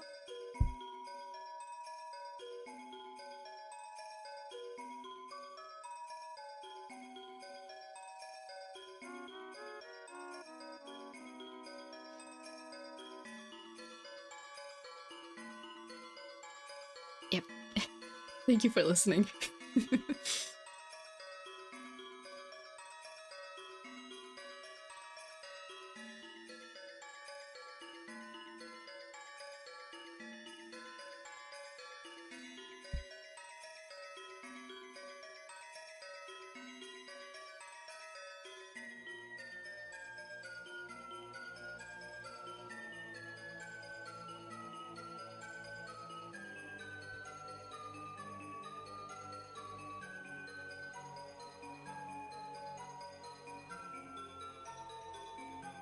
I kind of want to go back and reread some of the birthday letters at some point.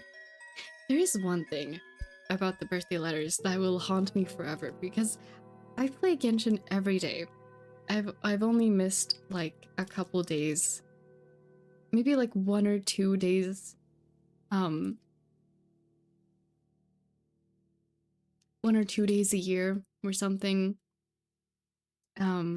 If I like even it out over the years that I've been playing, so like two, maybe 3 days a year for 5 years. That's a lot of time in Genshin. But for some reason, for like 2 years in total, 2 days in a row, the one of the days that I missed 2 years in a row was Rideslade's birthday. There's so many days where there's nobody's birthday, but for some reason, and so I'm just missing Risley's birthday letters. You don't receive them if you don't log in, and so it's just like, how does this keep happening on the exact same day?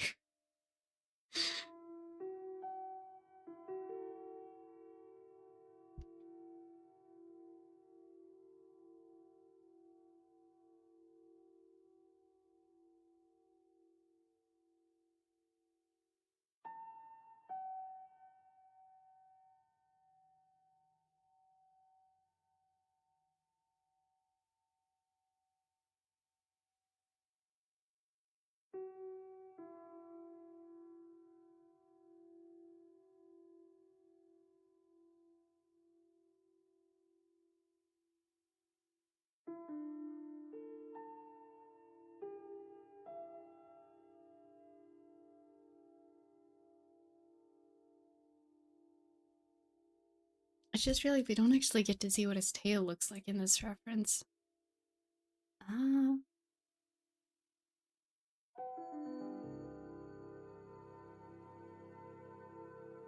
Oh, there's so much beautiful fan art of him. Okay, I'm not gonna get lost. I'm not gonna get lost in the fan art. Okay, that's what it looks like. Yeah, I'm not gonna put another reference in here because we already got one, but pretty simple tail. I wouldn't have been surprised if it had like horns on the tail as well, or like sharp segments at least. But it doesn't.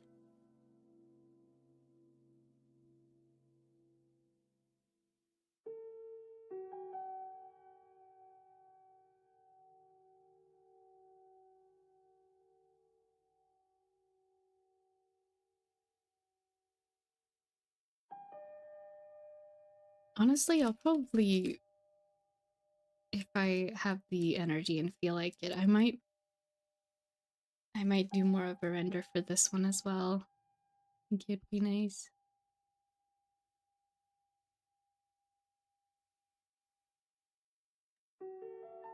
I wanted it to be like he's looking back in a mirror. I don't know if it's really clear. It's supposed to be a mirror.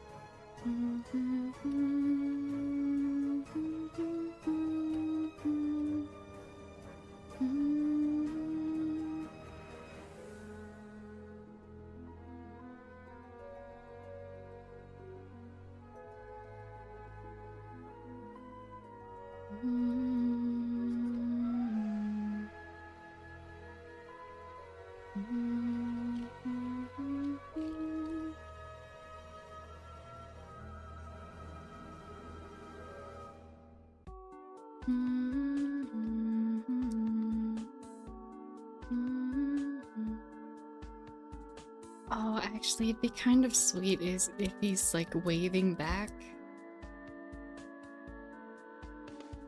That'd be kind of nice.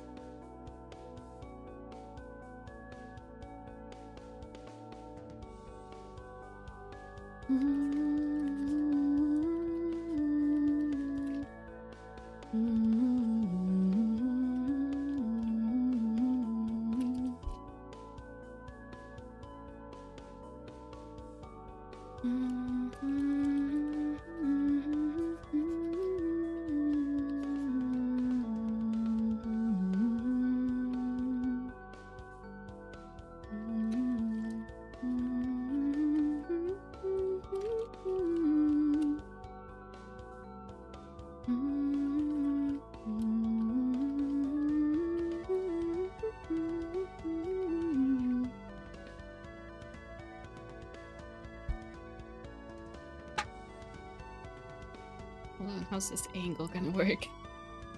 Wait.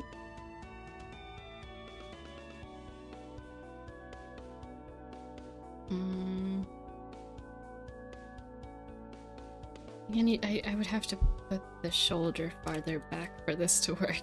Hold on.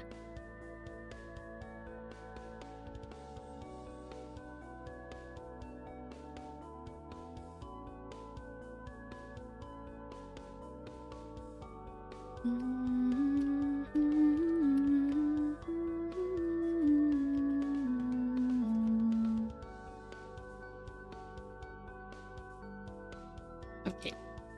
Not perfect, but I can redo that hand later if I really want to.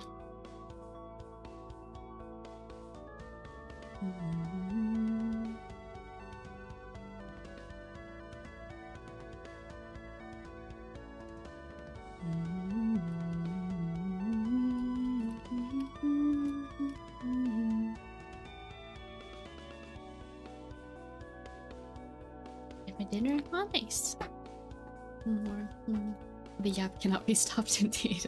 I haven't talked so much. It's very nice. We love our yapper. Oh, but I'm just, yeah, I don't know. I'm glad you don't think it's annoying. Thank you for still being here listening. Moonsong literally became a song that I associate with you a lot. Aww.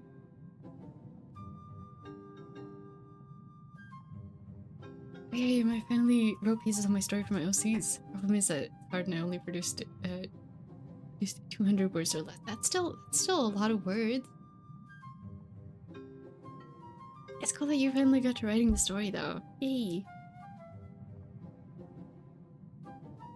And like, I feel like school gives us like a warped perception of how many words in a document is too few or too many.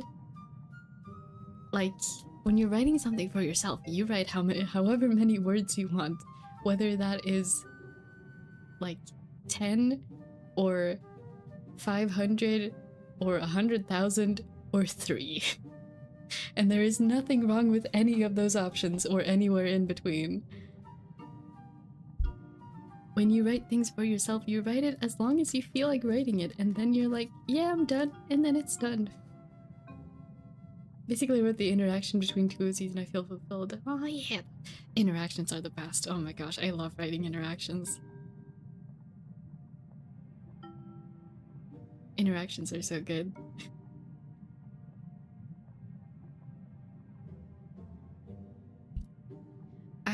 I recently finished writing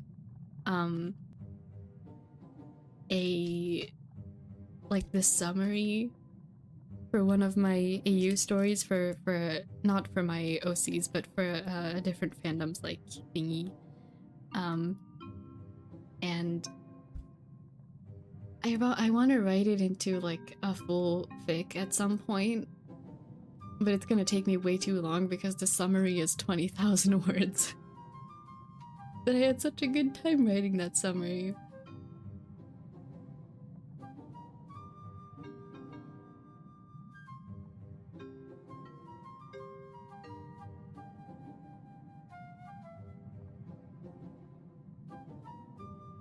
I've thought about this a lot, whether I should post the writings from my AUs at some point.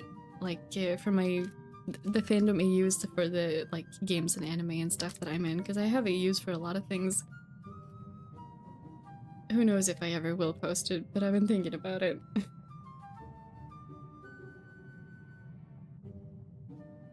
Also, word count shouldn't matter at all, because you can write 1,000 words and those words could be composed of bananas. Exactly.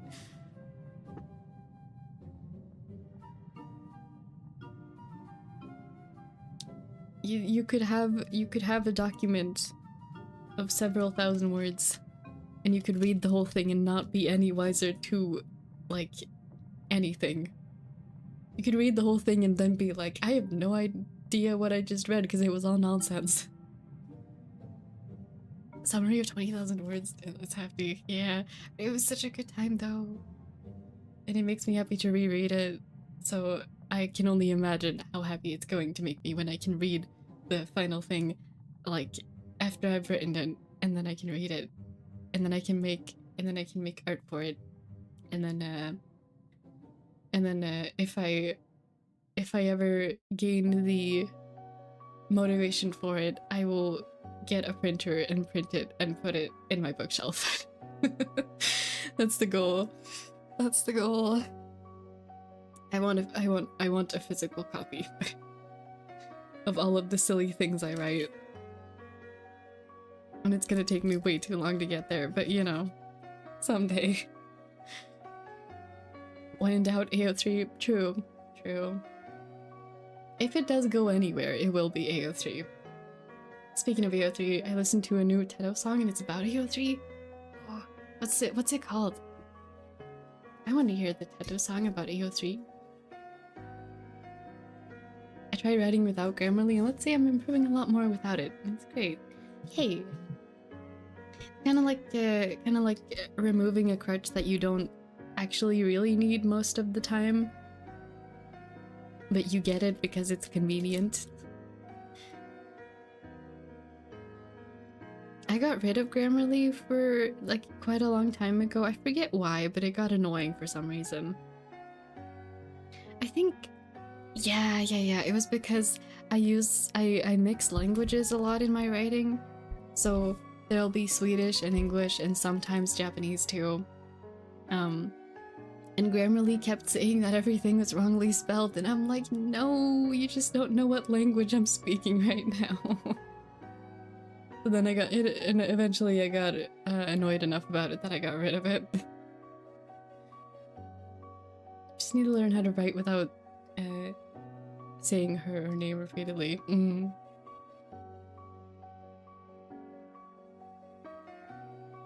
Got beef with Grammarly because, of course, the world's enemy came around AI. Yeah, that's fair too.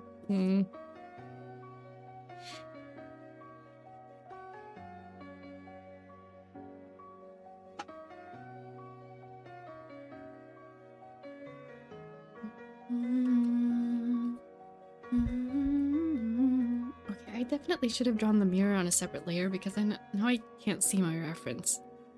I'll just separate this out real quick.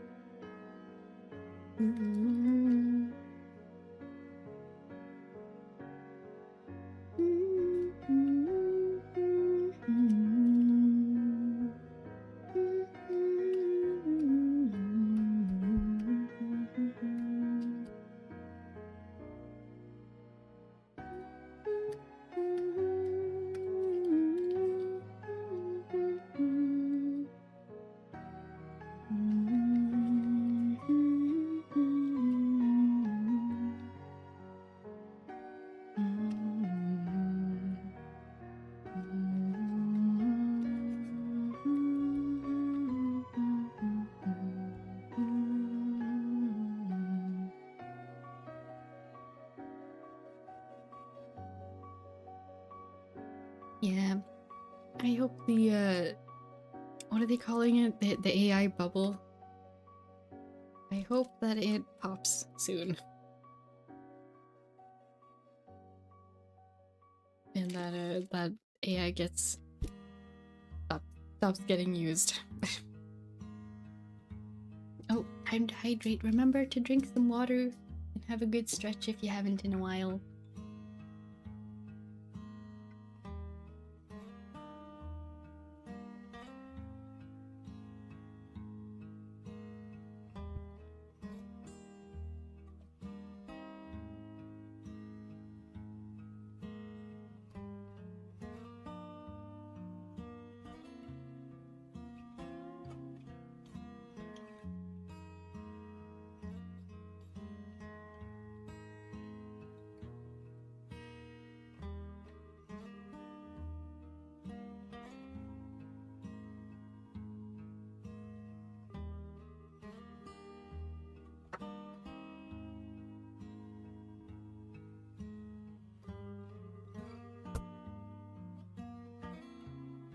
May the bubble burst forth.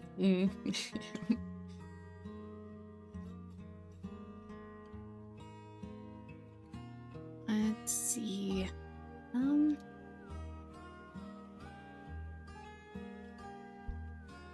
The time-consuming task of drawing Genshin outfits that you don't know by memory.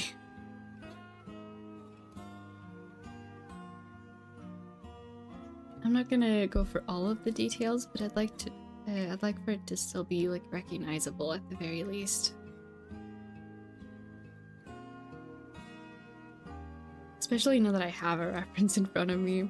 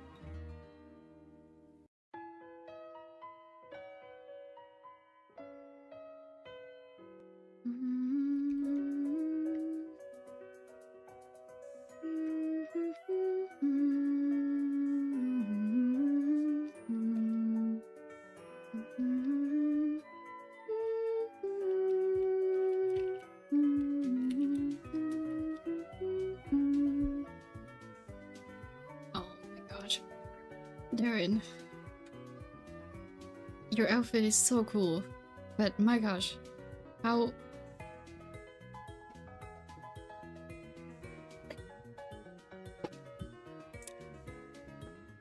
Again, just drawing Genshin outfits that you don't know by memory. I feel like it's always like this. This is why I haven't done this for any Genshin character in a long time. But this is why I used to take like a full week whenever a new Genshin character came out that I really liked and I knew I wanted to draw. I would spend like a full week drawing nothing but that character to memorize their design so that I never had to look at a reference ever again. And now I haven't done that for any character probably since Linny, and I was gonna do that for Fremine and then I never got to it, and no one after. Outfit is cool. Yeah, it's so cool, right? I want to wear that outfit.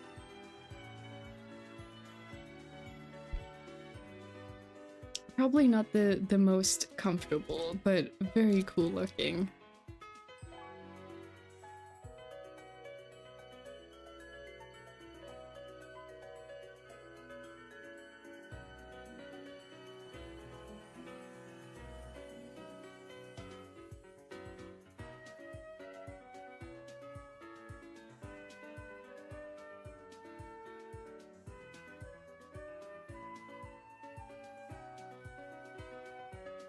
discovered what a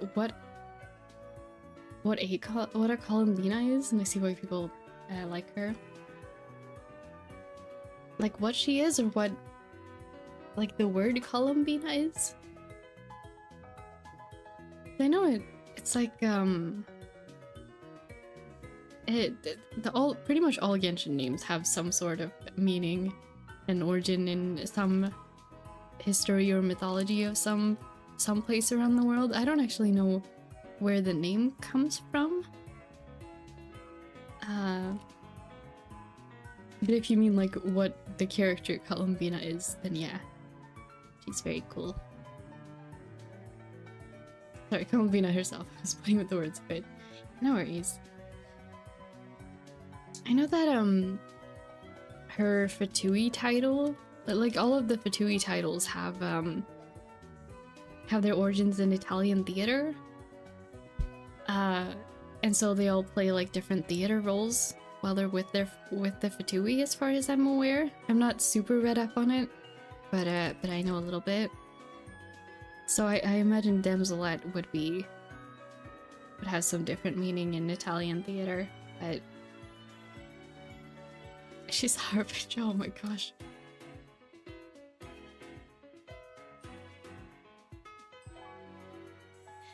I'm sorry, I thought that was common knowledge. Sorry. So that's why I like her. Yeah. She, yeah.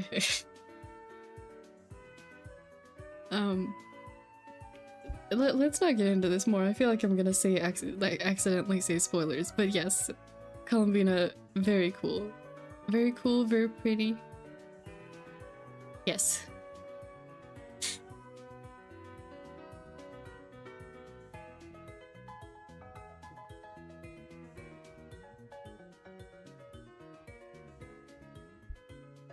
To be fair, I haven't played Genshin since Killin. Yeah. Been a while. There was, yeah, I guess you wouldn't have seen the no, maybe you did. The Fatui trailer that came out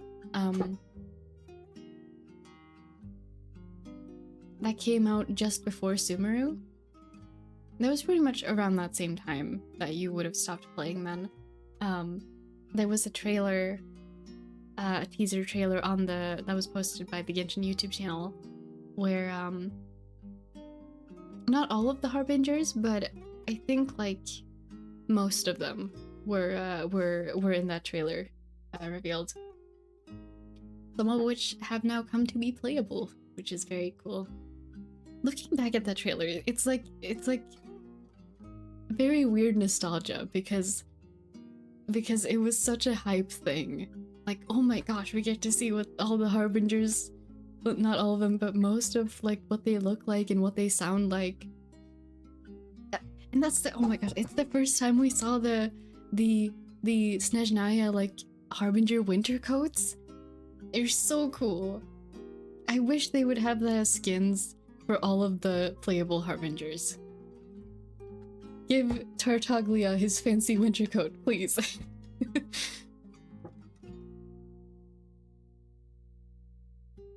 I remember one time when I casually talked about Stardew's Void Chicken and my homie said, Void Chickens? You spoil me? Before Sumeru was released, yeah, that trailer would have come out like right around then. It was in the aftermath of Inazuma. I just know they were mourning a certain Harbinger. Yeah, exactly that trailer, yeah. Also love Arlecchino. Yeah. She's very cool. I love her design.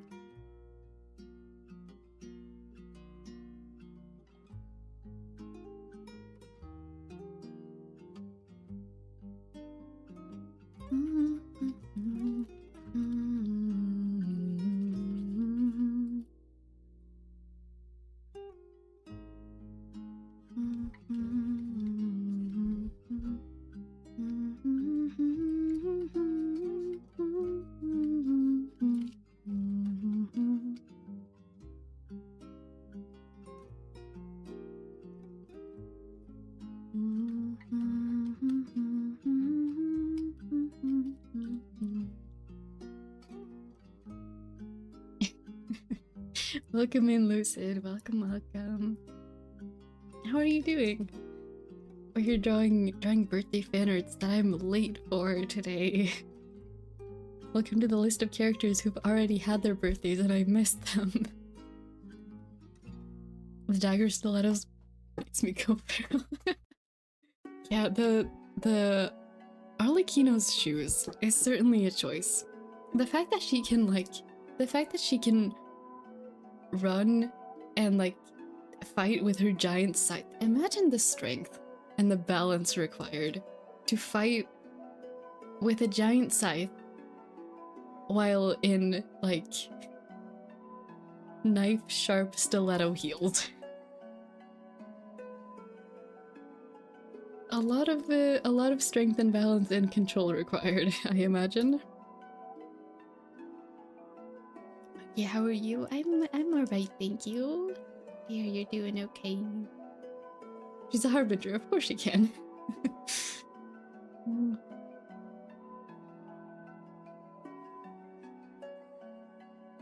Hey, I'm having a good time drawing today, so that's nice.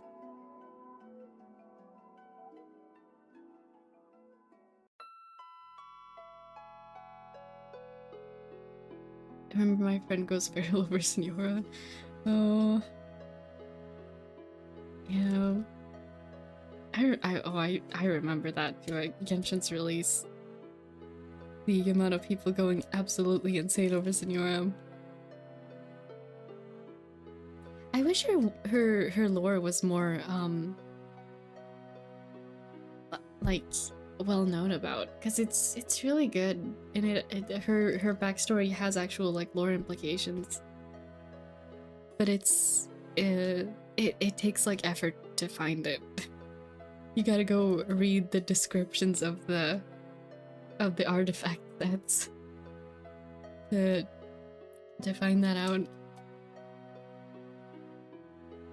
I guess it's like more well known about now than it used to be, but still.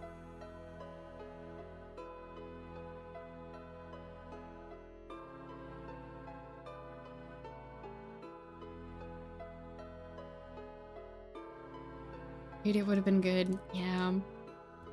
There's so many little things about the Genshin story like that, where you have to go digging so deep that most people don't know it exists, because a lot of people don't do that.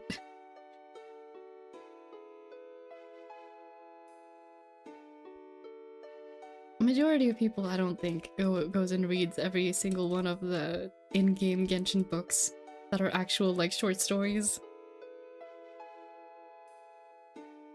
I have read Before Sun and Moon, like, several times. I'm still confused about it. It has too much lore. Maybe it'll make sense after I catch up on all of the story.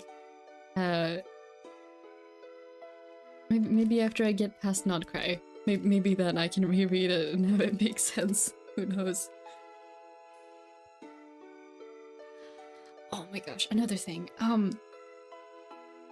Kind of related, but like in that one book that I mentioned I've been reading,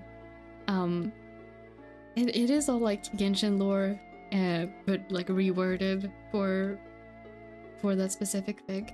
But the thing is, they got Star Rail lore in there as well, and because I'm not caught up, I'm like, oh no, are they related?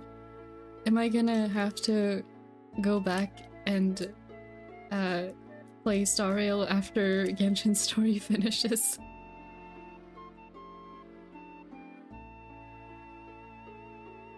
Because they got something about the Eon of Permanence in there, and the whatever the Eon that's at the beginning of the Star Rail story is, they got that in there too, and I'm like, I can't tell if this is official lore or if this is fan headcanons.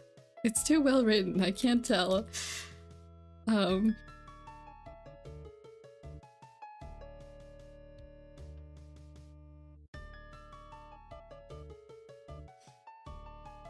But I'm kind of worried about it.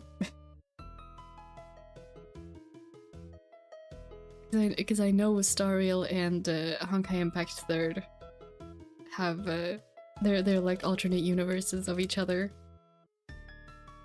And with all of the clues stacking up, it's looking like Genshin might be part of that canon too. Which would have some implications. That's the magic of good fanfics. And yeah, true. Wait a sec, Honkai Impact 3rd. Yeah, I haven't played it myself. I tried it for like 5 minutes and then got to what the weapon and artifact equivalents look like. If you know, you know. And then decided I didn't want to play that game anymore.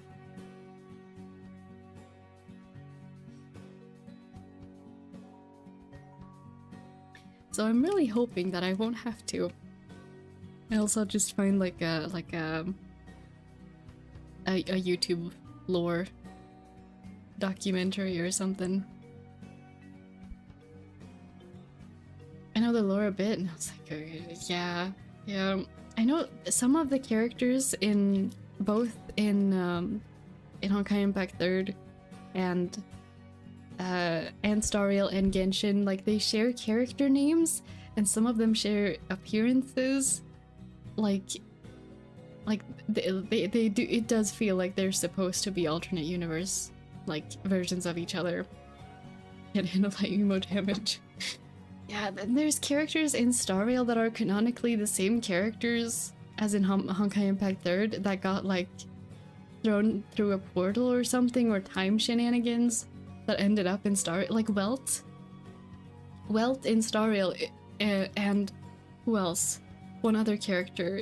I stopped playing Stariel after about a year after its release, but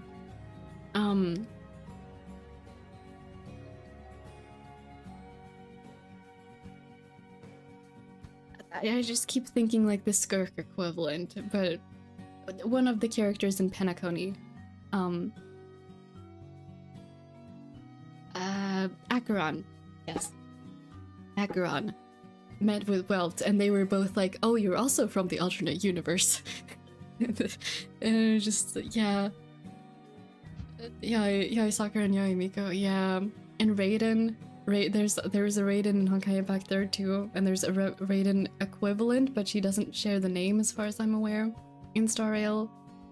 And Venti, there's a character named Wendy in Honkai Impact 3rd, and that's apparently like Venti equivalent, and they look similar too. We'll get there. If I have to understand the lore of Honkai Impact 3rd and Stariel in order to understand where Genshin ends up, I will do it. I won't be happy about it, but I will do it.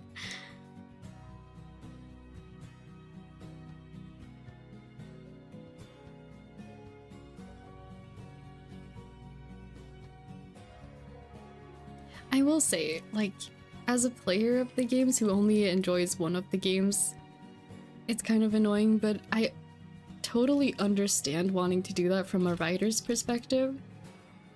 Because that sort of thing, like, it's so fun to write those sorts of stories. And it's really tempting not to do that. It's really tempting to do that with my own characters in my story, with like alternate universe shenanigans. It's just way too fun to write. So like, if it does end up being like that, I can't really blame them.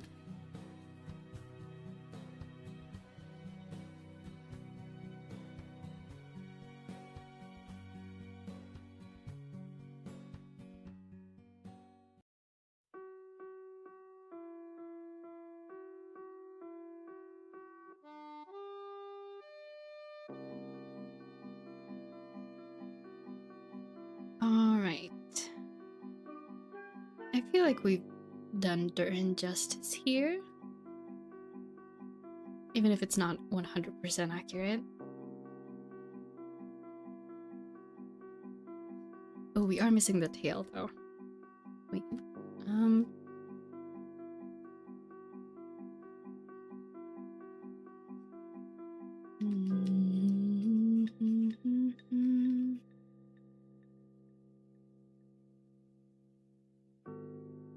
close enough. Okay.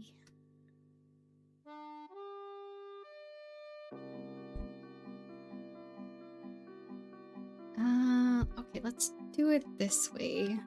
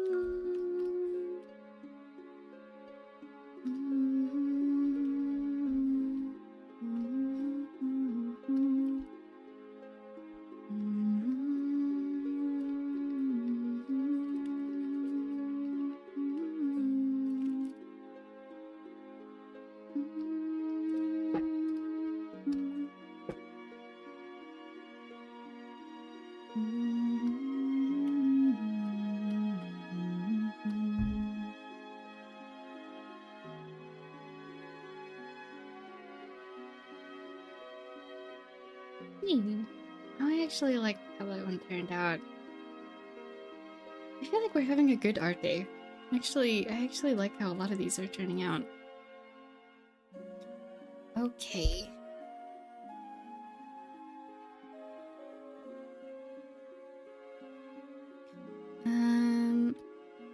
Let's see, when was your birthday again?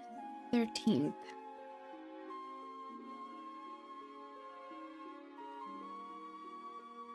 13th of March.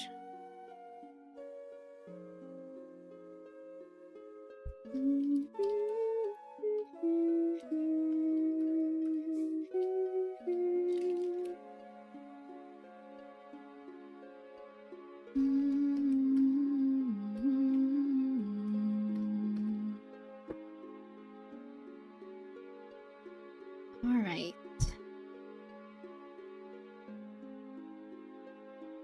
Genshin's quite complex for real. Yeah. It's one of those things like, I wouldn't know the lore half as well as I do if I didn't watch a ton of Genshin like theory videos.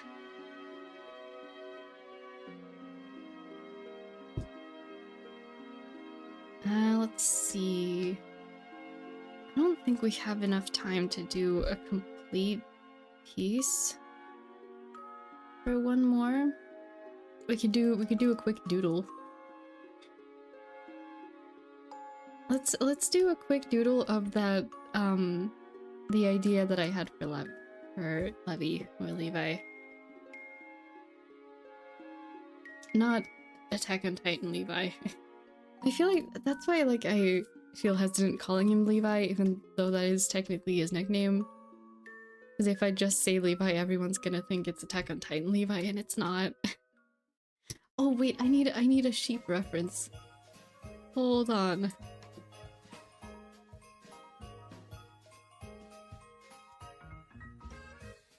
Where is the... official player character sheep. It'll make sense. Yes, it'll make sense in a second. Hold on.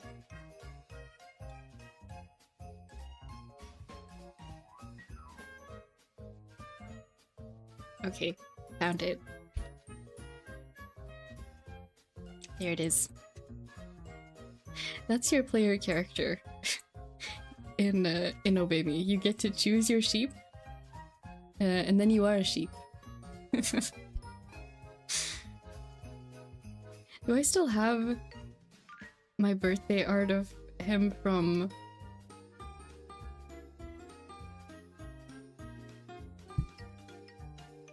I think I do, hold on. My birthday art of him from 2023, maybe? Nope, 22? We're just going further and further back. Nope, 21?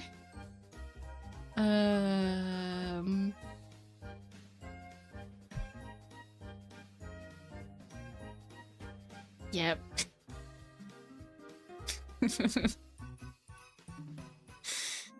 2021. Leroy birthday art. We also got the sheep. There's come out a sequel to this game. I have not played it. And I haven't heard anyone talk about it, so I genuinely wonder if it's good. And again, we don't have very much time, so I'm gonna try to make this quick.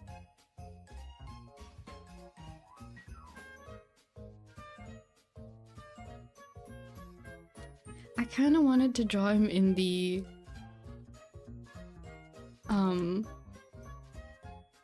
when he's cosplaying as that anime character he likes. I forget her name.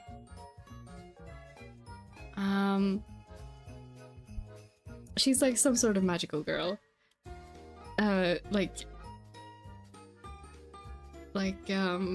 Centered around food. So...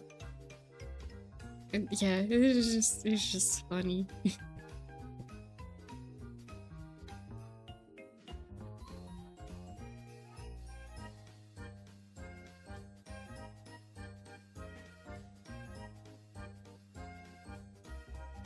Also, I will never understand his room. I know he's he's the avatar of Envy, but he's like a water demon kind of. But I will never understand the pick of having a bathtub as a bed. He does that, and I will never understand.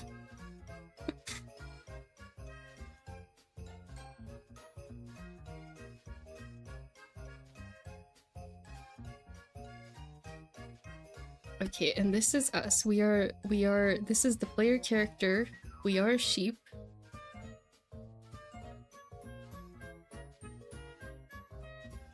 We're just a little sheep. These pieces look great like usual. Oh, thank you. I like them more than usual, actually.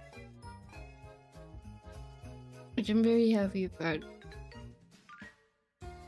They also, I'm just picturing what they'll look like when they're all like rendered and done, and it's making me really excited to actually render them.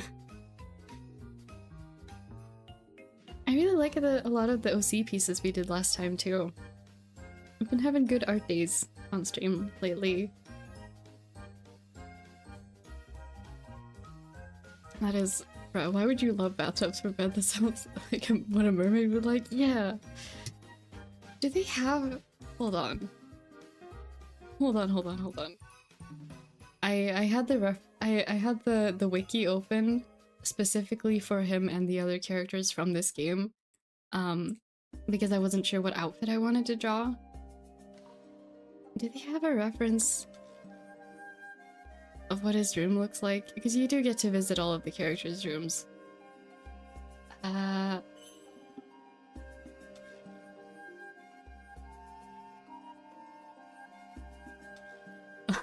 Oh, they have the funny text. Oh my gosh. they have, so they send you this for context. This game is also a dating sim. However, I have to wait. They send you funny text messages every once in a while, and sometimes they have pictures.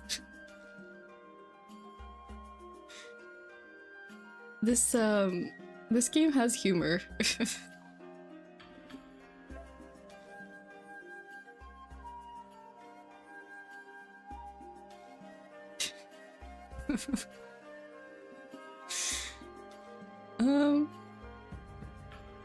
Ah yes, room reference. Here, this.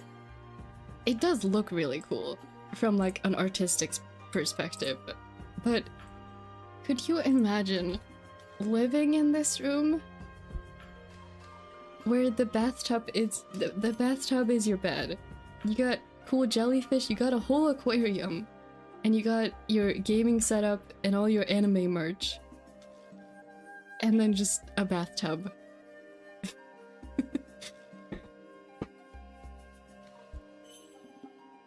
Yeah.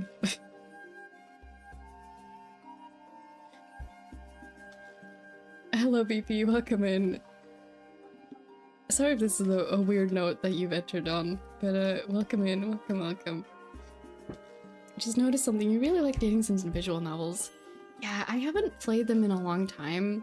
I think it's because there was a couple of years where again, like 2016, 2017 through 2020, I marathoned pretty much all of the dating sims and visual novels that I could like stomach that were appropriate. Everything I could find, from really bad to really good, and so I found some really good stories through them that just happens to be those sorts of games.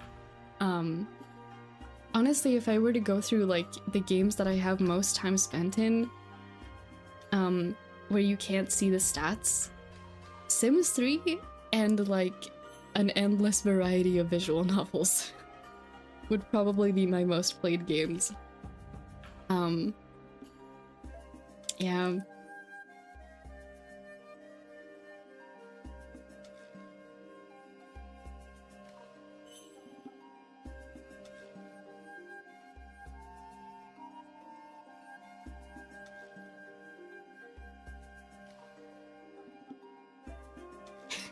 Hello Tony, welcome in. Art!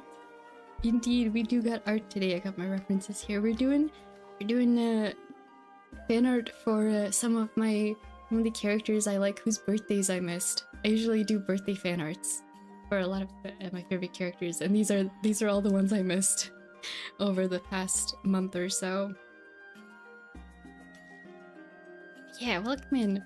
I'm sorry, what kind of messed up setup is that bathtub that is a bed? Yeah. I think about this sometimes, even I haven't played the game actively since like 2023, but like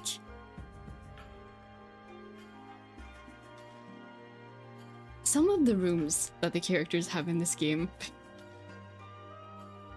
I'm trying to think, is there any other one that's like odd? Oh, I thought of another one. Hold on.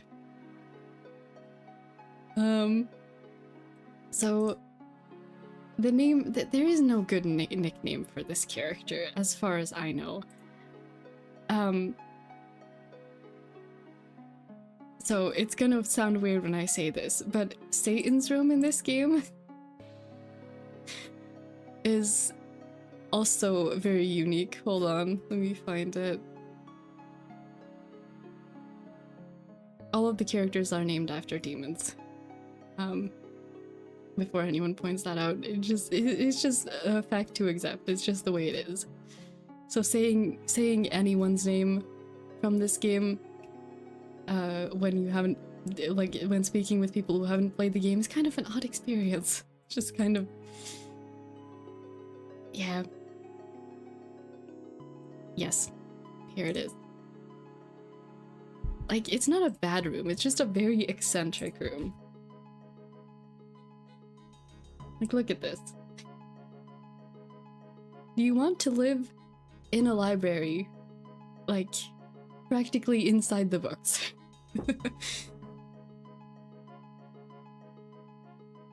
Because he sure does. There's some other interesting, like, scenes and rooms too. There's some funny moments, but those are the ones that stand out to me.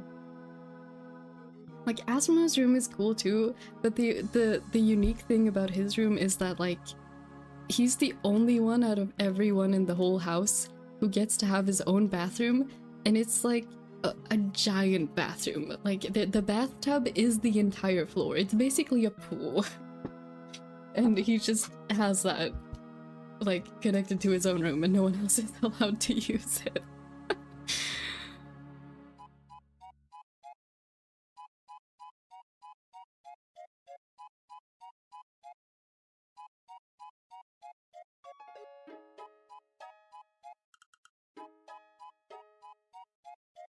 Hello, Felix. Welcome in. Welcome. You're gonna mess up your spinal alignment by attempting to sleep in that. What a weird setups are these rooms. Yeah, I don't know.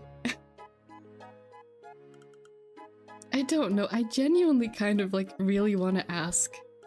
If we had the abilities to ask fictional characters about things, I would genuinely want to ask about their thought process when setting up these rooms.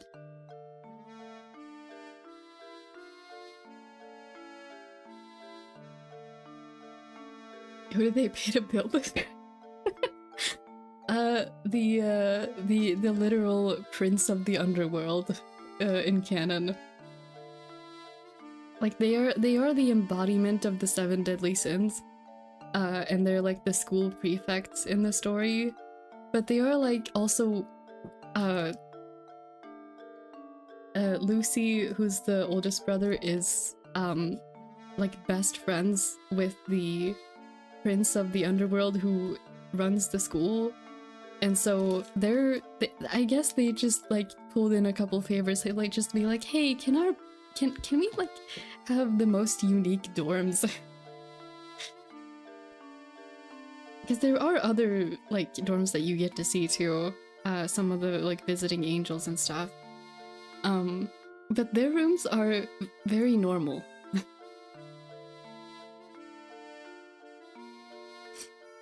Oh, now that I think, do we get to see Solomon's room? I don't actually remember.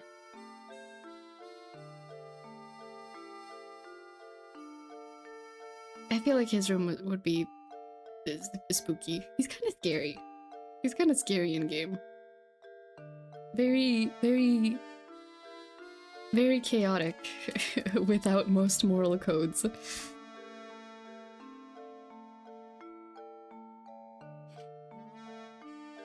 I'm just remembering all the...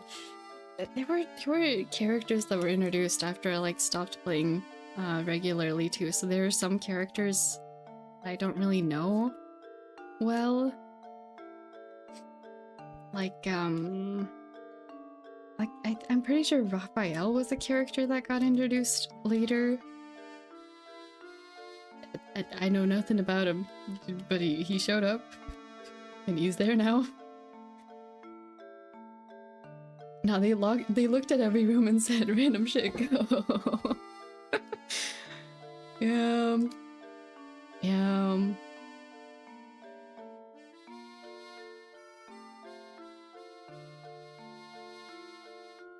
I feel like there was a chaos room at some point. I forget whose room that was. The lore of their house is so, like, actually insane if taken with the context of it being a real house. Because, like, they've got all those rooms. It's called the House of Lamentation. I don't know, I'm not sure what lamentation means. They have Cerberus, like the guard to the underworld, in the basement. And he guards like the dungeons in the basement. And they also, I'm pretty sure they also have like a basilisk there, like a giant, yeah, they have like giant snake. Just also hangs out in the basement there.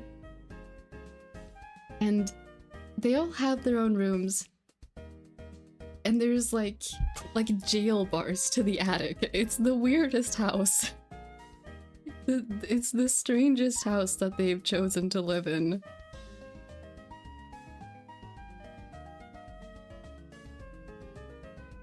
They have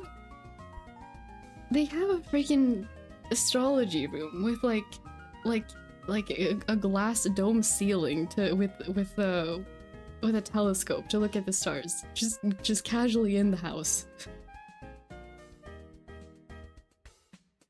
Absolutely insane house.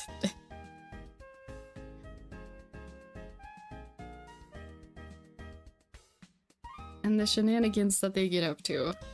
Can you imagine? In this absolutely insane house, and in this house lives the 7 embodiment of the 7 deadly sins, and then just a random human who ended up here. That's you, by the way. That's the player character.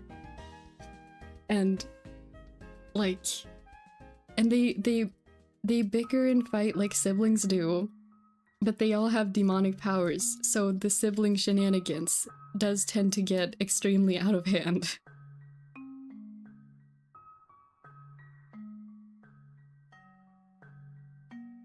There's your explanation for why I enjoyed this game. It has some crazy lore.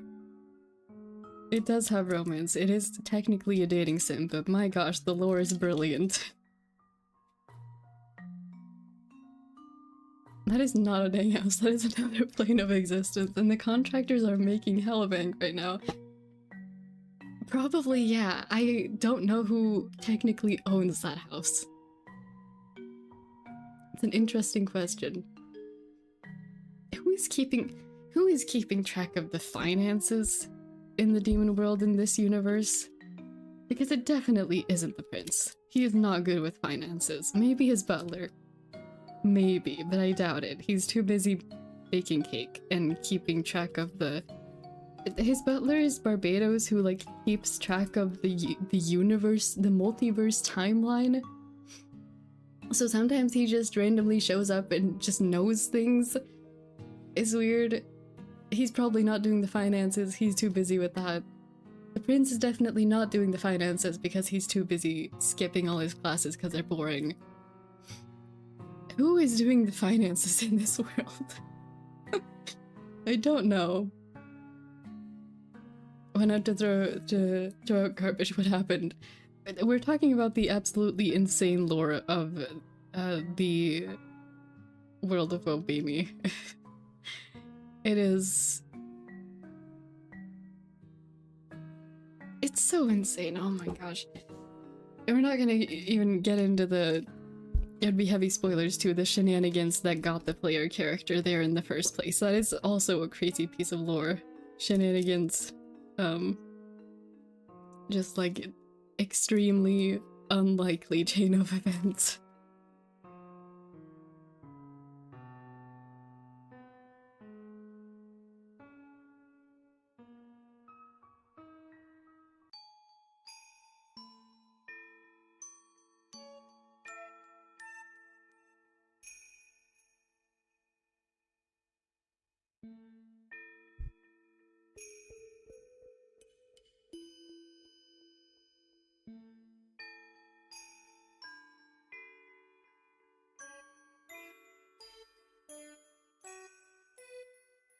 You're witnessing me crashing out because of these words.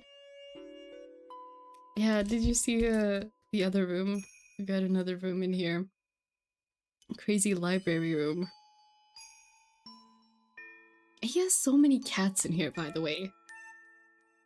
He loves cats. He's not allowed to keep them in the house, so he just, like, has a ton of cats in that tiny library. That is also his room.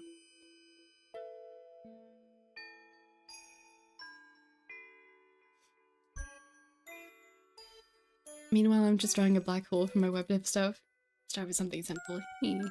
I'm curious, how much did this cost to build? That is a good question. Unfortunately, I do not know the answer.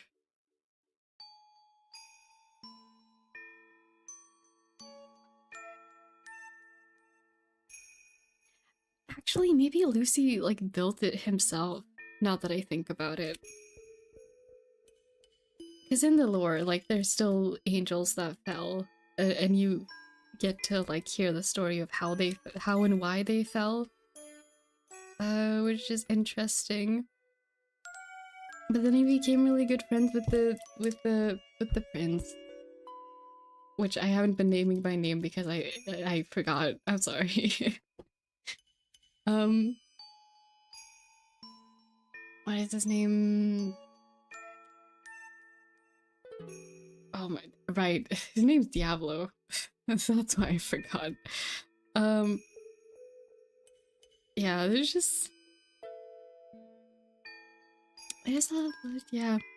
a lot of crazy things in this world. You don't really think about it while you're playing. At least I didn't. I feel like I didn't have the knowledge and background on this kind of lore, nor the, like, watch too much anime, so common sense goes out the window, you know?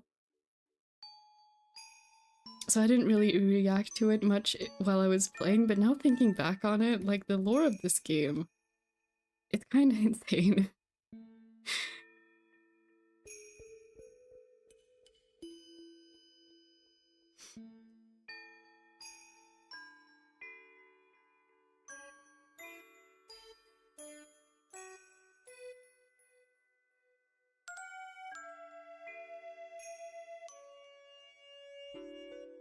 It also does feel kind of funny. I know I've mentioned this before, but there is, like, I didn't grow up learning about specific, like, biblical stuff. Like, we had religion classes, obviously, in school, but there's a lot of things like that that I feel like most people consider common knowledge, and I did not know about them. I learned biblical stuff from this game because I didn't know it beforehand. Same thing, I'm learning biblical stuff from Amazing Digital Circus Theories.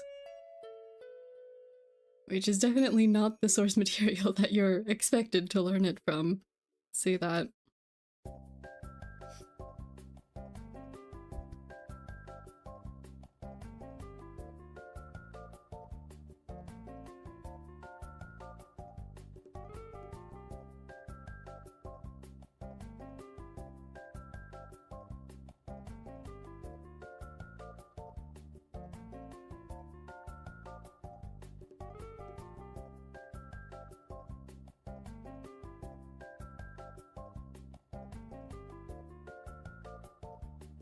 They're so broke they use the books as beds now. Yep, he sure does, huh? Yeah. It's ironic that the most broke one has, like, the most fancy but normal looking room. The one who's characterized as always broke and trying to, like, earn money through stuff.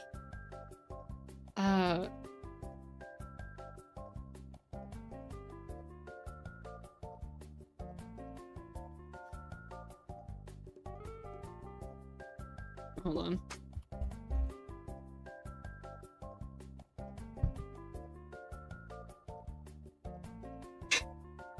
On a Reddit post titled, "Am I the only one wondering why we don't hang out in Mamon's room more? It seems more convenient."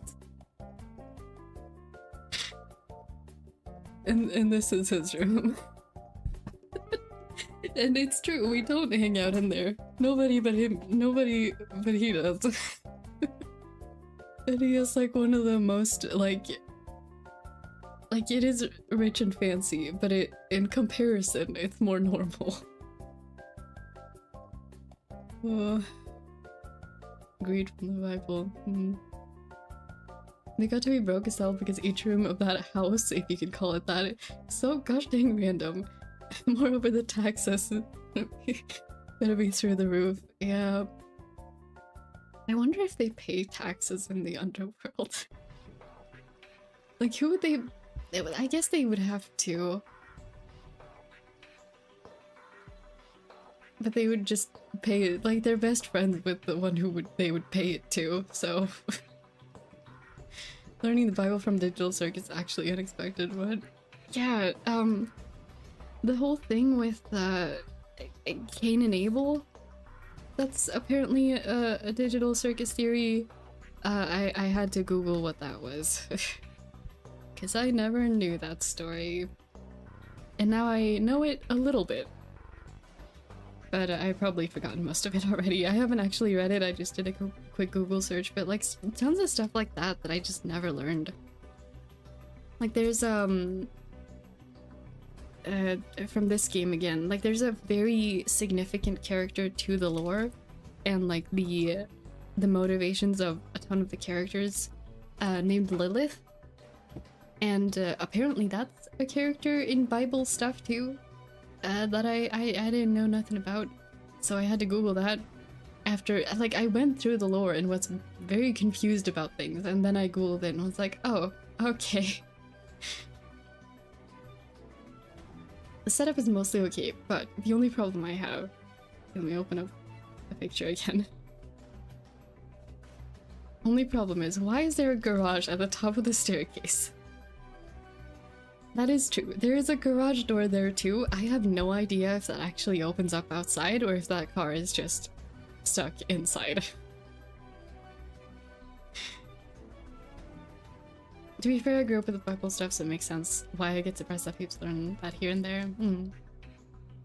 Actually, Lilith is not part of the usual Bible, it's part of the old Hebrew Bible. She's removed for some reason. Odd. Yeah, I don't really, like, know anything about, honestly, religious texts in general.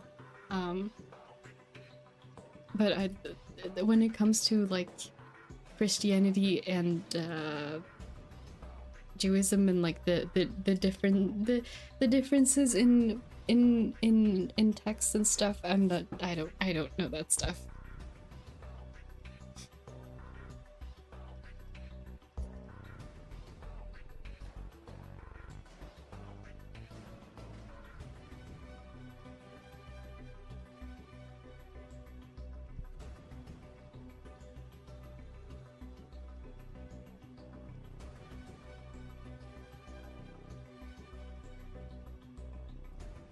I got kind of off track there. Apologies for that. But it's I just think it's funny that that I learned that sort of stuff from Amazing Digital Circus and Obey Me. It's just weird places to learn about this sort of thing. I feel like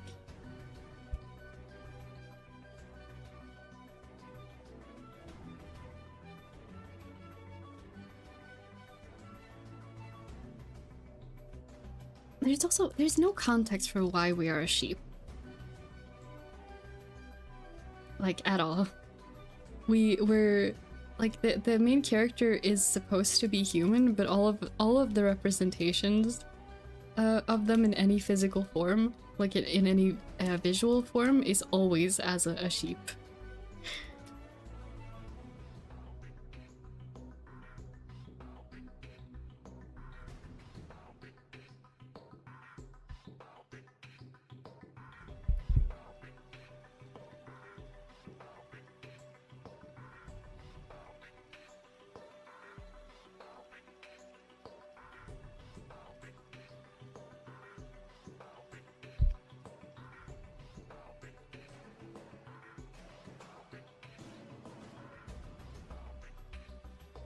I kind of want to give him the plushie of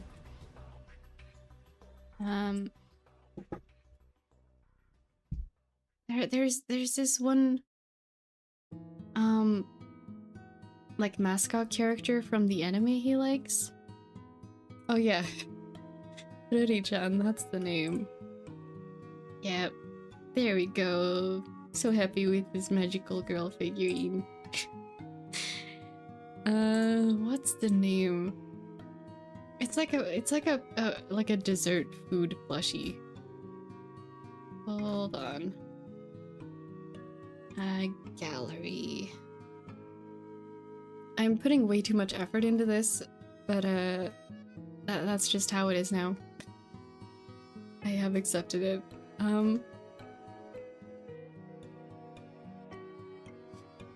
A lot of the pictures on the old wiki is missing. It's kind of sad.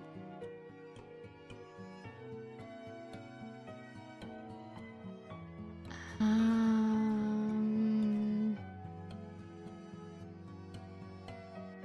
my gosh, there's so many outfits. There's so many outfits.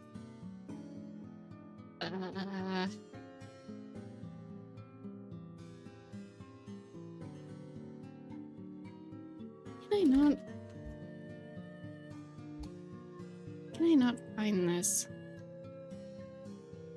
There it is. I found it. Wait for it. Wait.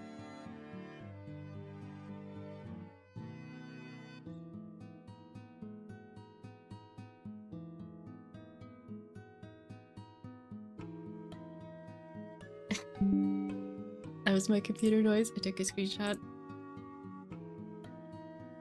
There it is. There's the little mascot. I'm gonna give him a plushie of that.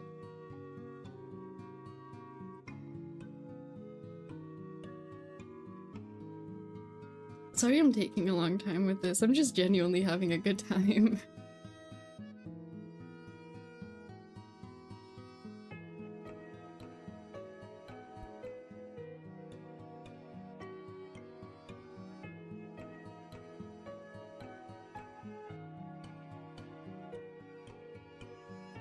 What's that game called? I need to see the rest of the rooms. It's called Obey Me.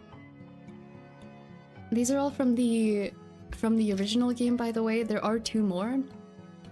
There's Obey Me Nightbringer, and then something else, also the new one that I keep forgetting the title for because I haven't seen enough about it. But these are all from the original game. So if you go on the Obey Me wiki, or you can just Google Obey Me all characters rooms, and you'll probably find it.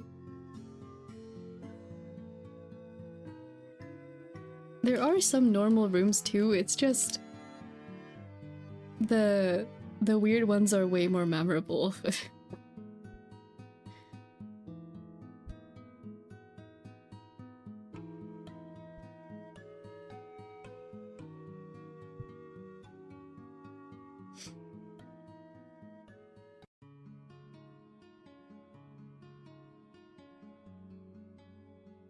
Being so real, some of these outfits are pretty odd too.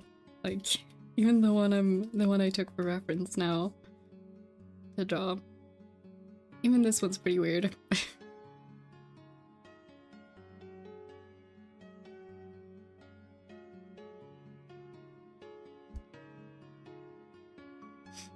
I will say I find his giraffe outfit funny.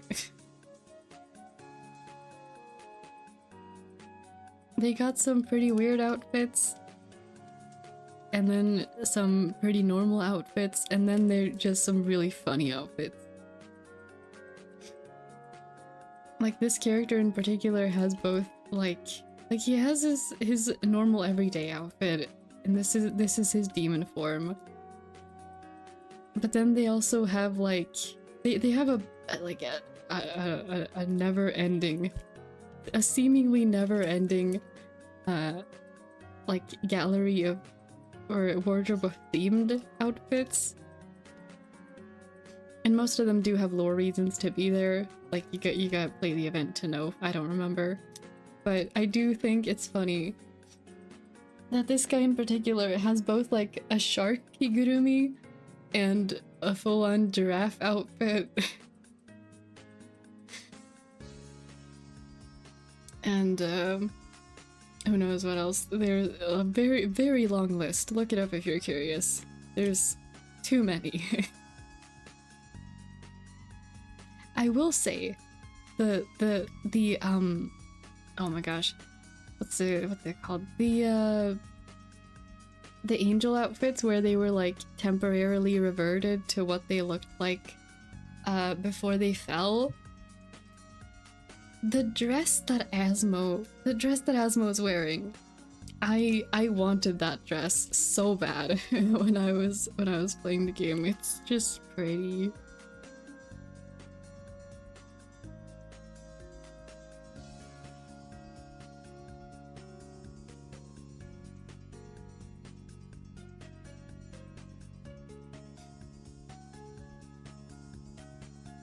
think there's a reason I don't start talking about these kind of games that I've played and spent a lot of time like drawing and thinking about and playing. Because I just never stop rambling about them and no one knows what I'm talking about.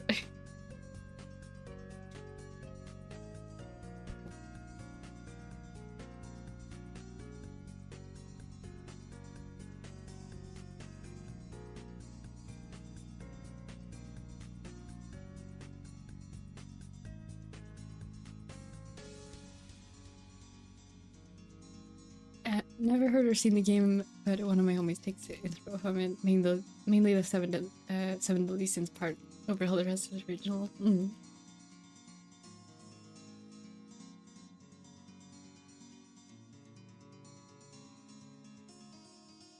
I guess it's also kind of like niche fandoms.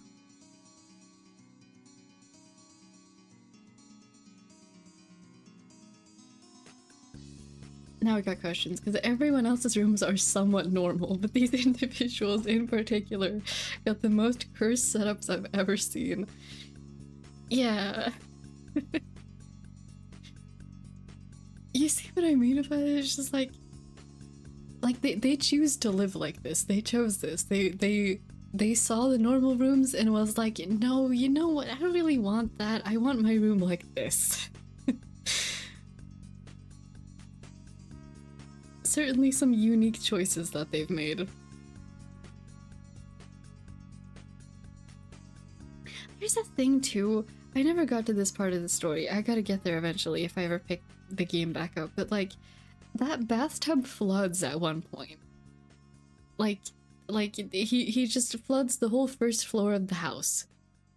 And I didn't get to that part of the story, so I have no context to give you, but I remember seeing, I used to follow this channel that would summarize the, that would post like cutscenes from the game, because a lot of the stuff is actually voiced, and they would post event story chapters, so that if you missed an event you would still get to see it, and one of the thumbnails for whenever this happened is just him sitting in a boat on the first floor, and like half the first floor is flooded, and he's just got a little boat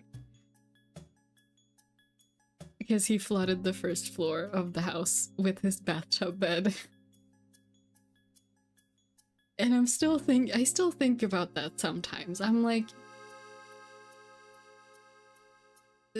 how did we end up here? First of all, you're using the bed as a bathtub. Okay, I've accepted this fact. I've just learned to live with it. Second though, why do you still have water wired to that bathtub? Because he has like pillows and blankets and stuff in there. Why would you pour water on it? Why would you still have water wired to that bathtub if you were gonna sleep in there?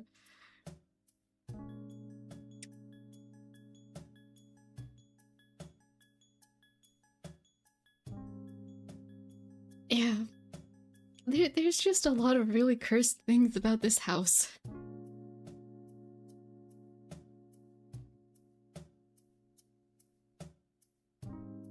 Oh yeah, and also the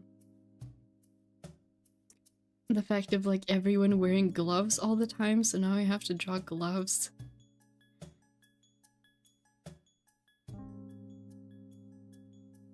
Maybe we should call it here. I feel like this is getting out of hand. And we are half an hour over time. Yeah. Yeah. I will finish some details of this and then we will call it there for today. Thank you for listening. My rambles.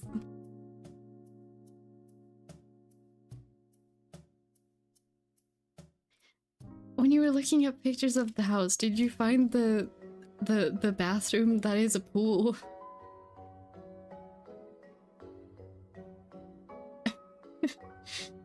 There's still a working bathtub in the middle of the room.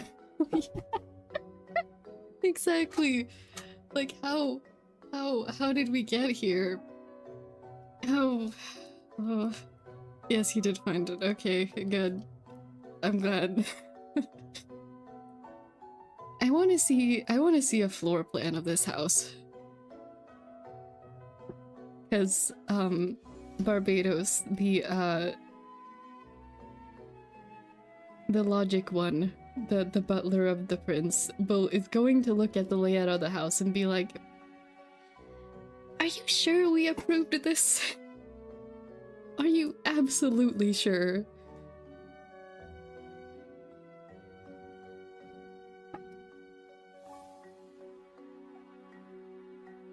Yeah, that was just, yeah. And rest, we still have another Friday. We do. Secure, nice seeing you again. Yeah, thank you so much for being here. Oh, I feel tired. I've had a lot of fun, but my goodness, I'm tired. We're gonna do the flat colors of this. And then I'm going to go and make myself a cup of tea. And, yeah, that's the plan. Thank you so much for being here today. I had a good time. I hope that you all did too. I'll probably render and post some of these eventually, but it will not be today. That implies there was a floor plan to begin with.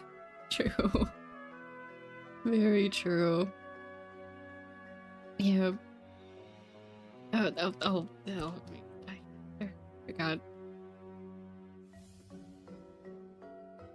I will write whenever the day is after I look it up. There we go. Oh, spooky music.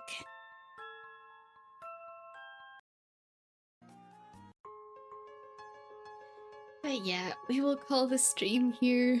Thank you so much for being here. I hope you all have a really good rest of your day or night, and if anyone's heading to sleep, I hope you have a wonderful sleep.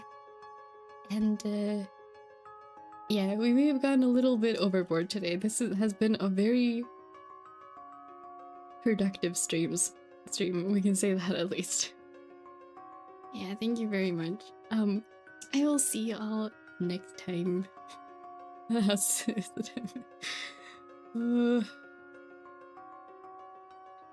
see. Yeah, thank you very much for being here. I will see y'all next week. Bye bye.